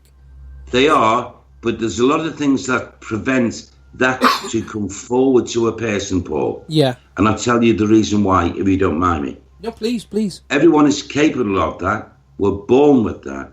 But you see, it depends on what is actually happening in an individual's life up to a time of experiencing something like that. And just as a scale of things, say, for instance, it's a young man. Yeah. Sees the old lady, this, that, and the other, and what have you. And he's been brought up in a situation, a scenario of home life, where there's not been love, right? Where he's been having to fend for himself, where he's not really getting love from either his mum or his dad, or his sisters and brothers, and he's had to fend for himself. I'll guarantee you, by the time that young person, if he has to experience something like that, that empathy will not be there forward, because he's not experienced love and empathy up to that stage in his life. Okay. And you say, why? It's because in that lifetime, he's a young soul. He'll only have to learn that later on when he comes back many times later. Karma cruel. That's a really good point of view. I really like that point of view. So I like I said, and I agree with what Derek said much earlier in the program, that everybody is psychic and everybody is. Oh yes. How do you translate that then, Derek, to when we're picking up energies from animals, both here in the physical and spirit? Well, you see, animals, okay, as I understand it, okay, what I've experienced, you've experienced up to now in your life. Yeah. That means animals that you would take in and want to love, show love to, who in turn show you an unconditional love. Yes. Not like with some human beings. They haven't got the intellect like human beings. They haven't got the pre-thought where the brain is active to say no, or no, I object to that. No, I don't like you. No. An animal, in its concept, as I understand it, as Sam has, tutored me over the years, an animal is like a basis of, I suppose, a younger child leading into maybe a teenage child. Yeah. Still finding the way in the world, getting to know all about what's going on. So an animal stays that way no matter what age they get to. Yes. So basically, that word that we always use, and it's true, that unconditional love, which sometimes, a lot of times, we don't get that from human counterparts, meaning partners. Yeah. When they break and divorce. So an animal will always stay that way. So your link with an animal, with the spirit of the animal, is supreme, is like so precious, because when the animal leaves here, when it has to pass away, just like us physically, they go over, they're cared for by the greater power. There's an animal kingdom in place, very, very close to the human spiritual kingdom. Right. The place that we live, our loved ones live. And so it's easy for them to go in and see them. They survive physical death. They have spirit exactly the same as us, not a spirit with intellect, but a spirit of emotion, a spirit of empathy, a spirit of love. So really, our animals are closer to the God aspect than we are because of our intellect and the way we confuse our way of thinking in life. Yeah, I would agree with that.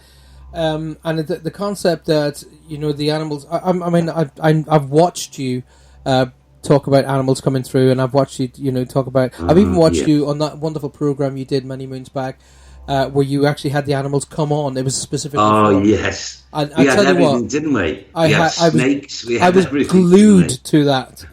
You couldn't have got. It was like you watching your football.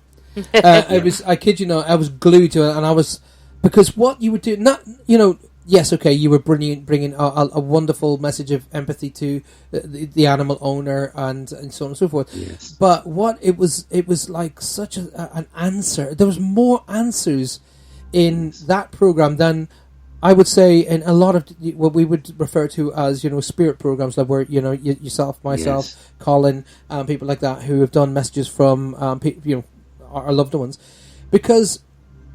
You rightly say there's no, shall we say, agenda. That's the right word. There's no agenda when there is an animal bringing its energy through. No. Well, can you remember, I don't know if you watched this one. This was my favourite. Yeah. And it was a lovely lady from the Midlands. I don't know where in the Midlands.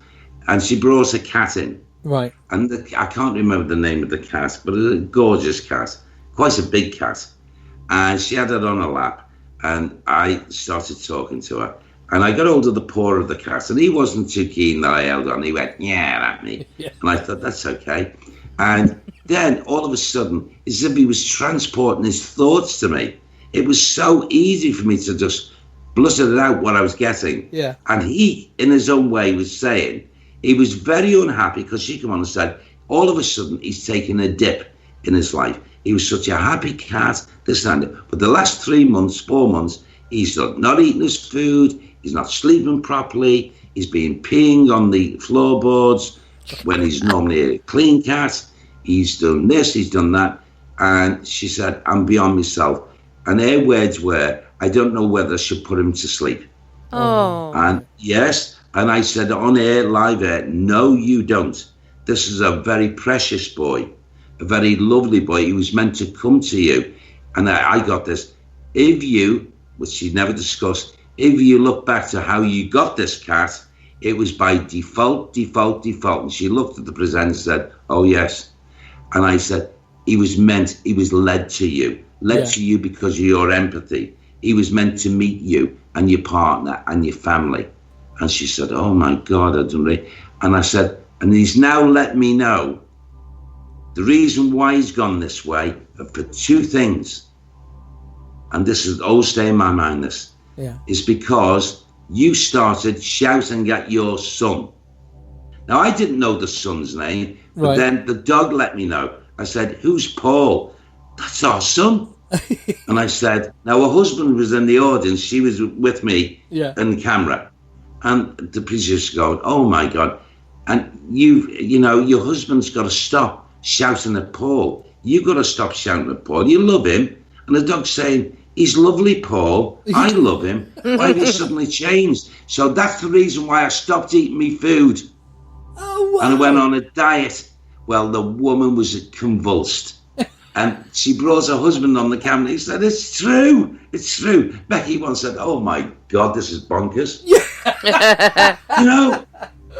You know, there it was. The dog was letting me know.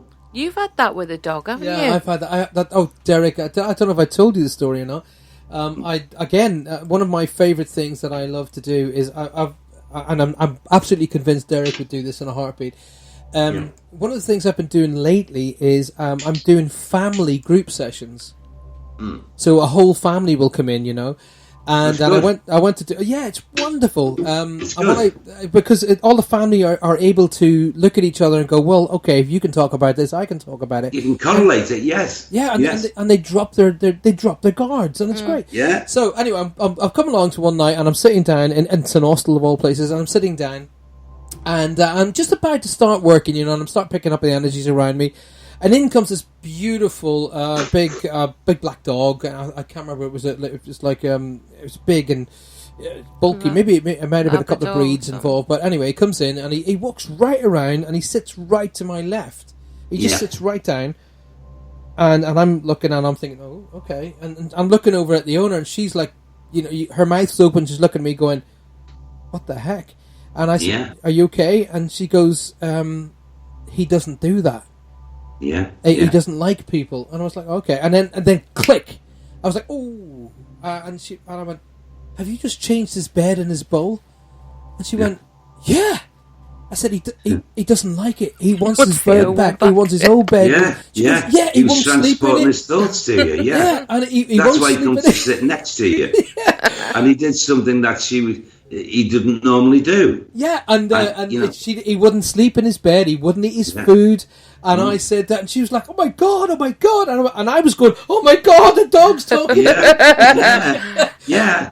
And then I'd learned that night. It was amazing, and that's another reason why I was glued to your program, because I was going, Derek does it for real. Look, you know. Yeah, yeah. There was another woman who brought in a ferret. I don't know if you ever saw that. That was the most bizarre, bonkers thing that I've ever come across.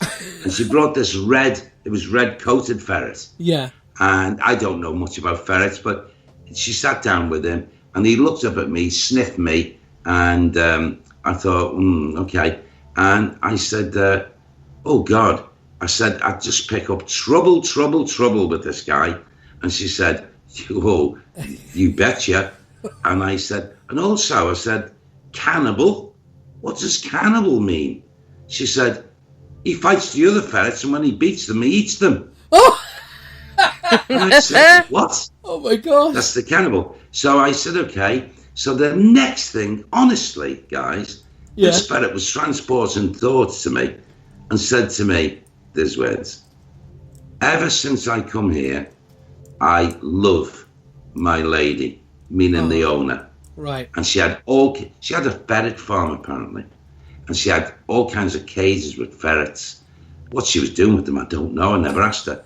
But anyway, this one ferret turned out to be a rogue ferret because he fell in love with the lady. And when she used to put in with other ferrets, and the other ferrets used to come to her, you know, and be nice and whatever, he got jealous. Oh, wow. So he started to hate them because he was in love with her. Yeah. So I said, the answer to your ferret is you must separate him to another part of your farm. make it nice and comfortable for him. Yeah. Leave him by himself. See him each day by himself without the other ferrets, and everything will come back to normal. Anyway, they did an after run afterwards. 3 months later, she come on. She said, "Oh my God, Derek, I did exactly what you said, what he wanted, and he's happy. He's not hurt any other ferrets. He's, I can see he loves me, and you've done the trick." You see, the ferret told me in his own way. I mean, there's the help of the ferret helping the situation out, from a perspective. Okay, I'm going to give you one more question before we stop and have your song. I've got your song lined up, Spirit in the Sky. Okay. One more question now, and this is a question that I'm eager to hear the answer to as well, because I've never been able to answer the question myself. Okay. Why does it seem that most people who begin to develop in, whether it be in a professional circle or whether it be just on their own or whatever the case may be, they always seem to link to Native American? Yeah.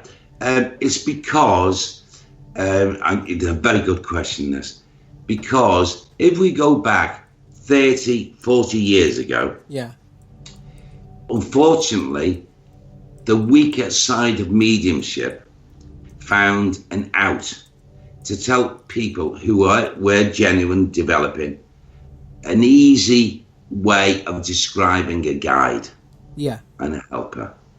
Now, I can tell you very clearly a very, very important question, a very good question. I've answered this all over the world, by the way. Right. Okay. Is there is no more, in percentage, a North American Indian as a guide more than a lady that was like, I don't know, a farm wife, or a lady that was played the piano in a time, or a teacher, or what. What I'm saying is, it was just used as a tool for people to accept, and also the mystery with it. Yeah. Because what do you say after? Well, the North American was psychic. They used to rely on their psychic when they used to go out and hunt the buffalo, and a North American Indian could, determine by listening to the soil whether it was going to be a good harvest and what have you. That's what that's all about. Yeah, and so I'm saying it. Reading the lambs, really. Yeah, and Sam's told me, over the years. So no, I'm sorry. Whoever these people who started off purporting to say in a big way, North American Indian, chief this and chief that and what have you. Yeah. With the plumes and the big feathers. Sorry, just imaginary, Well, my guide is actually. I've got a funny feeling my guide's a scout. But anyway, she's my guide is Celtic. She's very Celtic, and she's always had that, those dresses with the crisscrossy bits going down the front. That's more like it, yeah. That's more like it. And and she will talk to me like, if I start my mind thinking, you and I spoke about earlier, Derek, where we start to doubt ourselves, and she will give me grief beyond belief. It's like I'm married to her. But it's like I got one that side, one this side. What have I done wrong? One of my guides is Celtic. You're not sure it's not one of mine, is it? That's why I'm not psychic, Yeah, you are psychic. No, that's why I'm not psychic, because my guy's Japanese and I can't understand a bloody word he tells me. Oh my God! Sorry, I just wanted to light it up. See, Leslie's saying, things that she's got an Indian. But I do have one of the guys that does work with me. Oddly enough, and I'll tell you what, I want to say this to Derek. I'd be interested in your comeback. One of my guides is called Blackfoot. That's how he came across him. He just said Blackfoot, so I don't know whether he meant about his tribe or about. No, he's not. My master guide is Shan, but Blackfoot. And the weird thing about this, Derek, is he rarely speaks to me. Rarely, but he stands there and in more of a concept that don't worry, you're guarded kind of a feel. Yeah, because he's helping you in a way that he doesn't need to speak to you. Yeah. Your main guardian is the one that really should and only be the one that speaks to you when you achieve that level. Also, show you what he's doing, because what he's actually doing, your main guide, is talking to your lesser helper and guys like him. Chief and what have you, and other people that come around your life at different times, and coordinating with them and telling them basically what they should be doing. So there's no need for them to talk to you. And your main guide would say that to them. So that's why you wouldn't get, anything from. I mean, only the other evening, it's now Wednesday evening, right? Yeah. On Monday night, we're in bed, and this is the truth, this is what happens. We're in bed, and sometimes Gwen doesn't always hear things. I'm very light and aware of things and as I should be. And in the dark, well, I got up afterwards, it was 3:45 in the morning. And I heard movement around the bedroom, even though it's carpeted, you could hear it was like on floorboards and stuff. And then suddenly, right to my side of the bed, suddenly it was like a boom. And I said, that's it. And I said, okay, I know it's not Sam, you'd be talking to me. Who the heck's this? Who are you? Not a word. And I said, well, it's futile, you being here, doing what you're doing, unless I understand why you're here. So, and that's the way I'm talking to this person, a very low tone. Yeah. And then suddenly, it seems as if right towards the windows, which was, a fair distance away from the bed, suddenly this glow happened, and I saw a woman's face. And it was a very pretty lady. And I said, oh, okay, well, thank you for doing that. Why are you here? And the voice then came, and she said, because over the next 48 hours, you're going to have a rather blistery time. That was the words, blistery time. And I said, what do you mean blistery? Well, you're not going to like it. And I said, okay. And your lovely lady, she didn't say Gwen, your lovely lady is going to feel it likewise. And I said, okay, well, thank you for warning me. Do we need to do any? No. You have to go through this process. Kept on saying, you have to go through this process. But when you do come through the process, you will have learned a great deal. Oh my God, we've gone through it. But we've come through it, you see. Yeah. Now, these are helpers. Yeah. So unless you question them, they're not even likely to show themselves to you. You'll be aware they're around you. Yeah. But you could get frustrated and say, what the heck, who are you? So, because I questioned, she showed herself as she wanted to. Do you know what? She was there as a helper. I kid you not, ladies and gentlemen. I absolutely, totally. Johanna will back me up here, and Kevin will back me up here. I did not preordain that question to Derek, and Derek has literally described fact about how my guides work with me. Sian does all the main talking, and then she'll kind of bring one or two or another one together as and when I need them, or when they think I need help in a specific area. Yes. But they don't talk to me. Sian does all the talking. So, and I didn't preordain that question. I didn't put it to Derek in any way, and he is just literally designed and spoke to you exactly how I work. Wow. Mind blowing. Paul, I never get an opportunity, or basically because the way my work is fashioned, to sit and speak like this. I don't like saying, like this sounds egotistical, my knowledge. I don't like using that word. But you have, and you've amassed it over a long, long time. Yeah, but I feel because of the timings and the period of time I've worked for Spirit, and as I'm going on now, there seems to be is that they wish me now to start talking about the ins and outs of Spirit. Yes. Not just giving messages from loved ones. So maybe this is the way they're taking me. I don't know. Well, do you know what? I will go with it, Paul. I tell you what, Derek. I can guarantee you now, people all over the world listening to us tonight, have learned a massive amount of information, and very likely, and I'm going to say this because I'm going to say this as being one of the people listening to you. Yes, okay, we're talking together, and yes, okay, we do the same kind of work.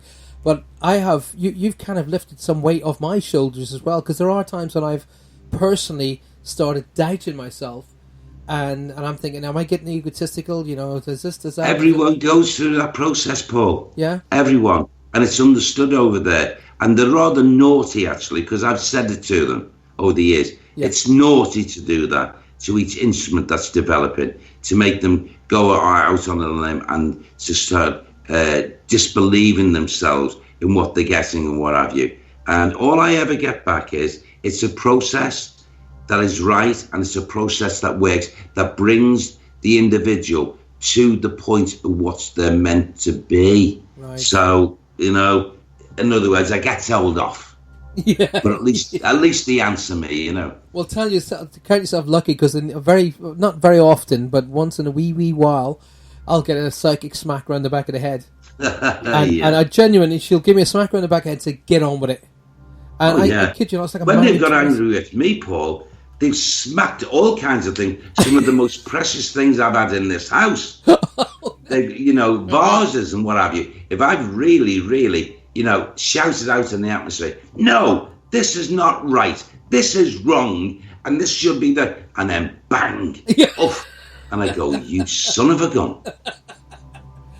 I was in a hairdresser's yesterday, and she said, "Oh, you're the very man." I was, yeah, okay. What can I do for you? And she said, "I said, just focus on my haircut first, So at the end of it, she says, "Right, I want to know. Can you tell me why the strip light came off when I came in one morning? The strip light was gone. It was lying down there, and then all the towels were thrown over there." And this was done, and I said, okay. I said, this is a person who's now crossed over, and you cut their hair really badly.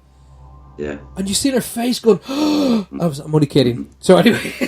Absolutely, And I said, like, all this is they're trying to get your attention. Okay? They're not doing anything sinister. They're not doing anything really, really bad. They're just trying to get your attention. And she goes, really? And I said, yes, trust me. I said, was anything broken?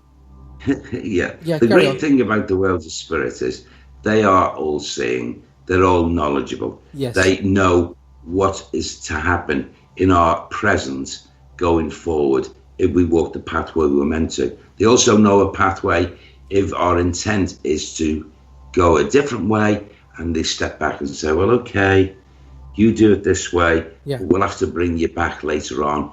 But the effect will be cause and effect, that there's a certain amount of hurt for you following this pathway, but we'll get you back on the pathway later. So in other words, they don't hinder you from doing something from your free will. That's your birthright given to you with God at birth. Yeah. But it's often, all of us, we're human, and often we will take a path that's not the best for us, whether it be a man or a woman. But the gracious thing about the God aspect is they will bring us back from it and get us back onto a pathway we're meant to, for us to not just achieve, but to be the happiest that we can be. Right. Well, I'll tell you what we're going to do. We're going to give your little vocal cords a little bit of a break, and you can have a drink. Okay. We're going to play your tune for you. Thank you. And can I hear it? Can you put it over this way? I should be able to do something along those lines. So you hang on for there, and what I'll do is I'll bring everybody in. I'll go and have a pee. And I'll come back. See, I told you Derek Acor's human. Yeah, I'll go to the loo. Don't worry. Nobody knows that, did you, viewers? Yeah.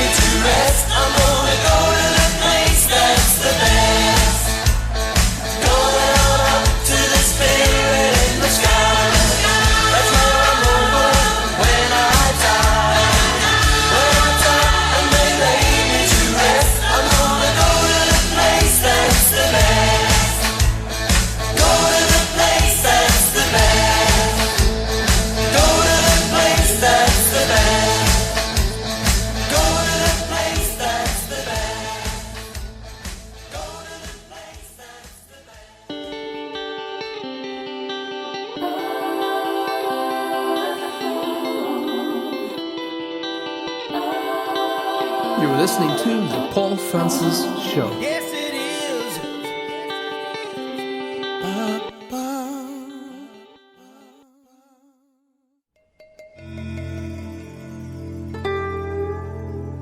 Spirit Quest Radio.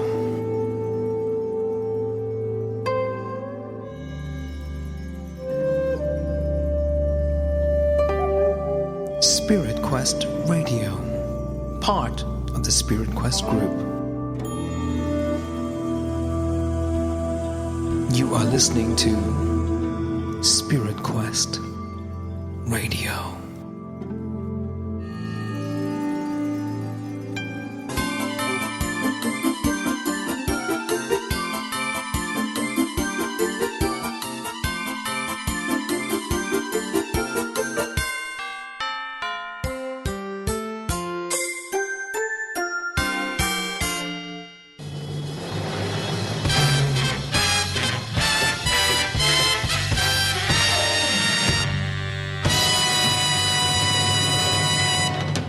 Derek Akora is in the house. He certainly is, and I want to say right now, Derek Akora, thank you so much for giving us this time. Wow, are you there? Hello, Paul. Okay. Oh, we're brilliant, Derek. I just want to say thank you so much. You know, you've taken the time out tonight to be with us, and you're such a gentleman for doing that. No, it's my pleasure because, firstly, you and your lovely wife, your lovely lady, are beautiful human beings. Oh, thank you. And, you know, after meeting you, after being introduced by my very good friend Kevin, I just knew before we met you, you'd be lovely human beings, because Kevin, he knows who are good and who are bad. And, you know, you weren't any different than what Kevin said about you. And we've always had a code, me and Gwen, over the years, that when we meet lovely people, we then become lovely because of you. Everyone has an effect to each other.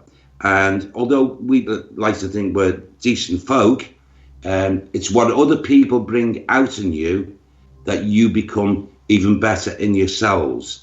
And you brought that about us. So you're our dear friends as well now, in that category. And that applies to everyone in life, we feel. That when you meet people for the first time, whether it's through introduction or, you know, by chance, nothing really by chance, but when you do, if you see that sparkle of goodness in a person, you will relate to it, and you will want to have more of it. You will want to be in the company of that person or persons again. And that's exactly what's happened, Paul. I couldn't agree with you more. It's not possible to agree with you more. I go on the essence. I go on the essence of what I've been shown and taught. I'm a very lucky man to be tutored from the world of spirit over these years, and the more I get tutored, the more humble my heart goes. I don't like the wrongdoings of people in life. It's horrible. That's when the human side of Derek Akora comes in, like no difference than any other man. When I see cruelty, I want to hurt the person who's being cruel. When I see terrible deeds done, I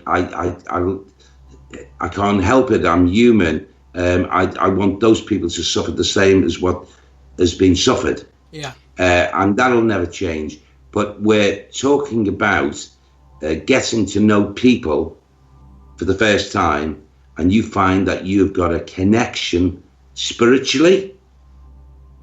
Okay, and that doesn't mean talking about spirit. I'm talking about spiritually. If you think similar and what have you, well, you should cherish that opportunity that God's given you to meet people likewise. You know. Well, you know, when we met yourself and Gwen and the rest of the team, but you know, you made it. Like I said at the beginning, you made Johanna and me feel so welcome, and so like we come into your house, we just felt like we were coming home. You know.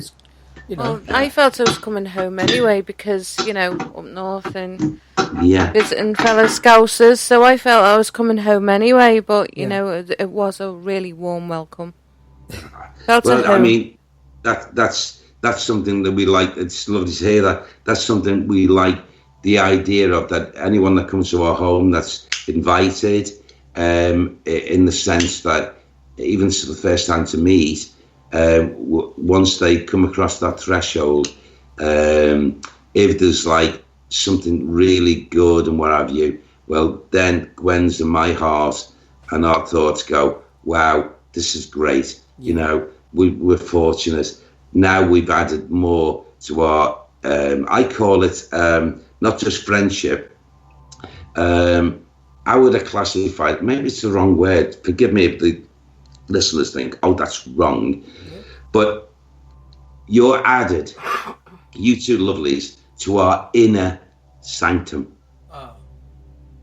And we're blessed to now, be our there. inner sanctum is precious to us. It means you could be in our company and we can share with you our most intimate, private thoughts without fear that you're going to hurt with that knowledge and so on and so forth. Absolutely. I know it sounds very deep, but it's thorough.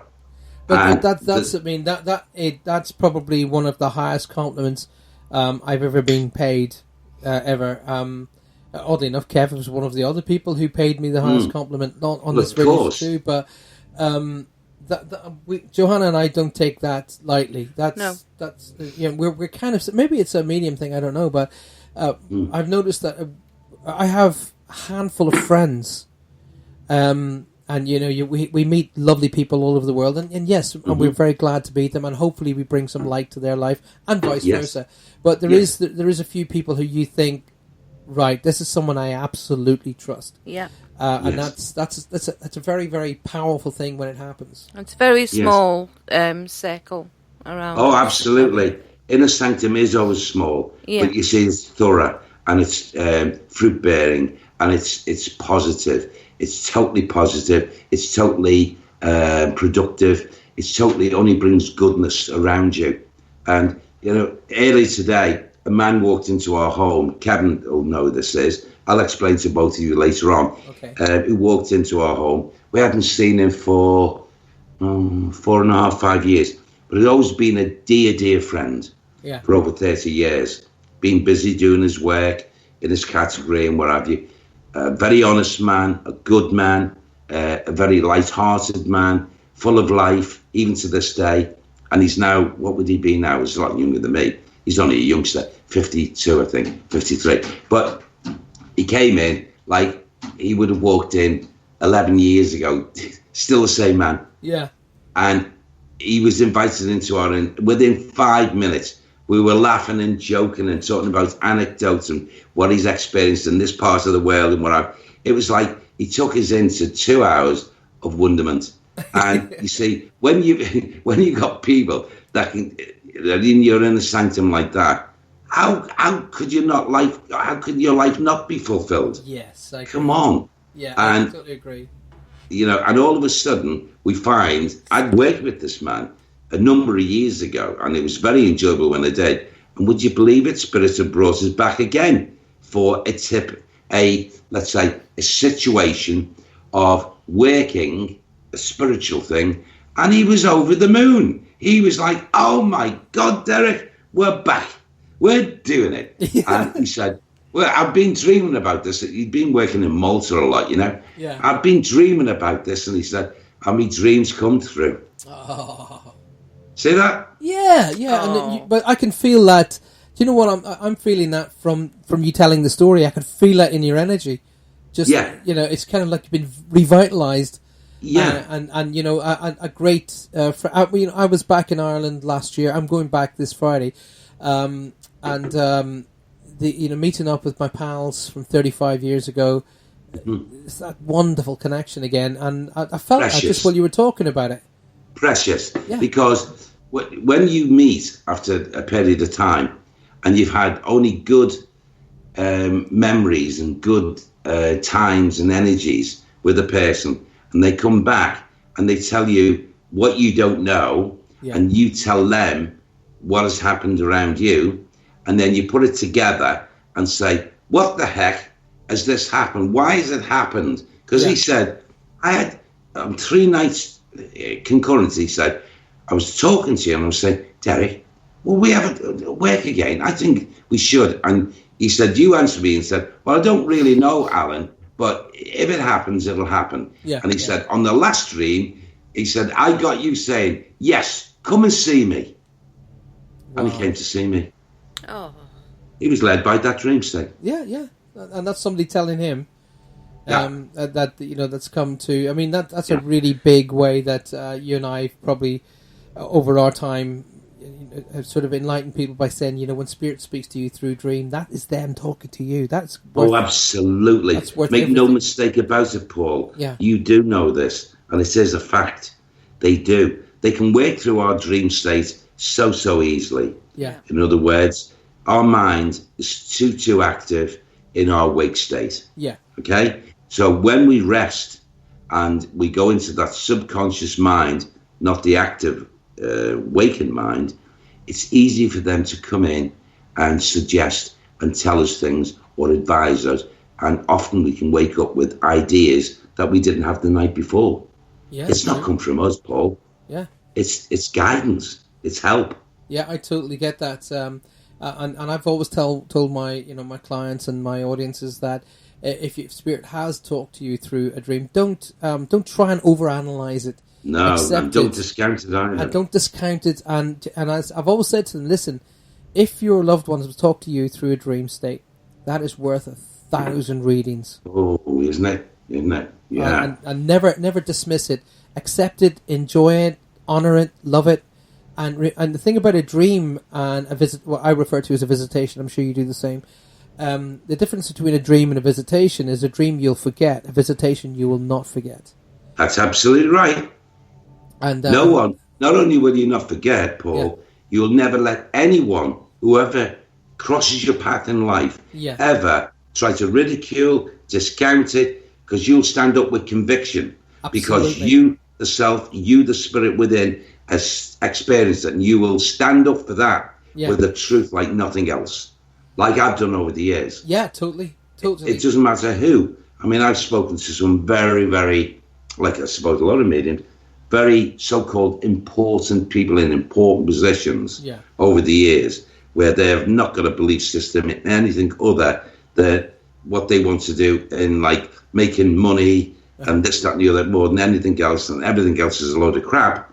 And I've sat with some of these people, and I've given them a few insights, and, you know, they've been so shocked and knocked sideways that instead of, I suppose, saying, hey, that was absolutely spot on and truth, they've gone the opposite way and said, oh, go away, it's a load of nonsense. Yeah. However, out of the limelight, then maybe a week later or 2 weeks later, you get a phone call from nowhere saying, hello, it's so-and-so. What you said, it really hit to the bone. It was the truth, but I couldn't say it in front of other people of importance. Can you help me more, please? Oh, and that's You sad. see? You know, because sometimes Yeah, it is. if that person But who you're is... you're going to come across this, Paul. Yeah. Oh, I have. Accept it. One of my most disappointing things is when they say to me, "Convince me you're right." I can't stand that. And I say to them, "Look, it's not my job to convince you I'm right. That's your That's job." right. Yeah. You know, I will never lie, and I will never tell you mistruths, and I will never stretch anything to make you No. feel better. I will give you the data. It's up to you to make Yeah. sure that you know where that goes. But Absolutely. just don't dismiss it. Now we're zooming down. I can't believe we've only got 3 minutes left of the show. Oh, God, right. Okay. We've got 3 hours. Doesn't it go now. quick? Yeah. Doesn't it go quick? Yeah. Oh my God! I tell you what, you will be welcome in this show anytime you want. Anytime you want. That's very kind of you. Oh no! It's the kindness that you're showing us by taking the time out of your schedule and of course out of yourself and Gwen's, because you should be with your lovely wife tonight, but you've decided to give us a bit of a hand. So thank you to Gwen Well, for I will allowing be it. at the moment. But looking at the time, she's probably looking at that hideous program called Big Brother. Oh yeah! Oh, yeah. I'm with you, Derek. I'm with you. She's taken by it. I should be watching. I don't even know the result yet. I'm glad not to know. How Liverpool got on against Southampton in the semi-final. Yeah. Do you know at all? No. Nobody tell him. Don't tell him because he'll ruin it for him. Do you know what? I was going to one of the things I was going to talk to you about, because people were asking about premonitions and stuff like that. Yeah, But we'll do yeah. that for another show. But Yeah. I remember that story you told me about when I can't remember, was it Bob or who was it that said to you, "Okay, what's the score going to be?" Do you remember when you Bill met Shankly. Bill? It was Shankly, Bill the Shankly. manager of Liverpool. Yeah, and he said after I had an experience over at Emily Hughes, and he said he got rid of the coaching staff: Bob Paisley, Joe Fagan, Ronnie Moran, back out into the field, and you stay here, son, in a Scottish brogue accent. And I said, "Oh God," I was still shaking. I was only a young lad, 15 and a half. And he said, "Now look," he said, "Nessie, that's his wife. Yeah. Nessie, she comes from a family of widows, like what you come up with." He said, "Could see things and hear things, son." He said, "And I've never known when to believe in that." He said, "I love my wife, so I know she doesn't tell lies. So, okay, son." He said, "You can go back to training." So I said, "Okay, thanks, boss." And I was in my training gear with my boots, going across. The pavilion was all wooden floored. Yeah. At the train ground, and I was trotting like that to go to the door, and I heard, son, and I looked, and he said, come here, and I said, well, right next to him, right to his big desk, and he said, "Okay, son," he said, "how are we gonna get on against Everton next Saturday?" Well, and then I told him, and he said, "Okay, son. Now, I give him a result." Yeah. I said, "I'm being told we're going to get 3 clear goals." Okay? Yeah. And we beat them 3-0. There you go. Just as well. Well, do you know what, ladies and gentlemen? Shanks got me in. We had the day off. All the pros used to get a day off if you won on the Saturday. Oh, wow. So Monday, we had to turn to training on Tuesday. He got me in, and he had Bob Paisley next to him, and he said, Bob, he said, this boy told me to score. He said 2 days before the game. So Bob basically said, did he pay all the Everton fucking players? That's Well, do you know was what? said. Do you know what? We have Bob- 30 seconds Bob left. didn't believe in this. Well, I'm going to say good night now because I won't get a word in edgeways otherwise. It's all right. We literally got 20 odd seconds left. Derek, just hang about for a little minute or two. I'm going to say good night to all of the people all around the world who've been listening in. Thanks for taking your time out. Huge thank you to Derek Akora. But he's going to stay about and talk to us and have a wee bit of a giggle. But we'll not see you again now until next Wednesday night. Unfortunately, there won't be this show this Friday night because I'll be in Ireland. But good night. God bless you all. Thanks for being around.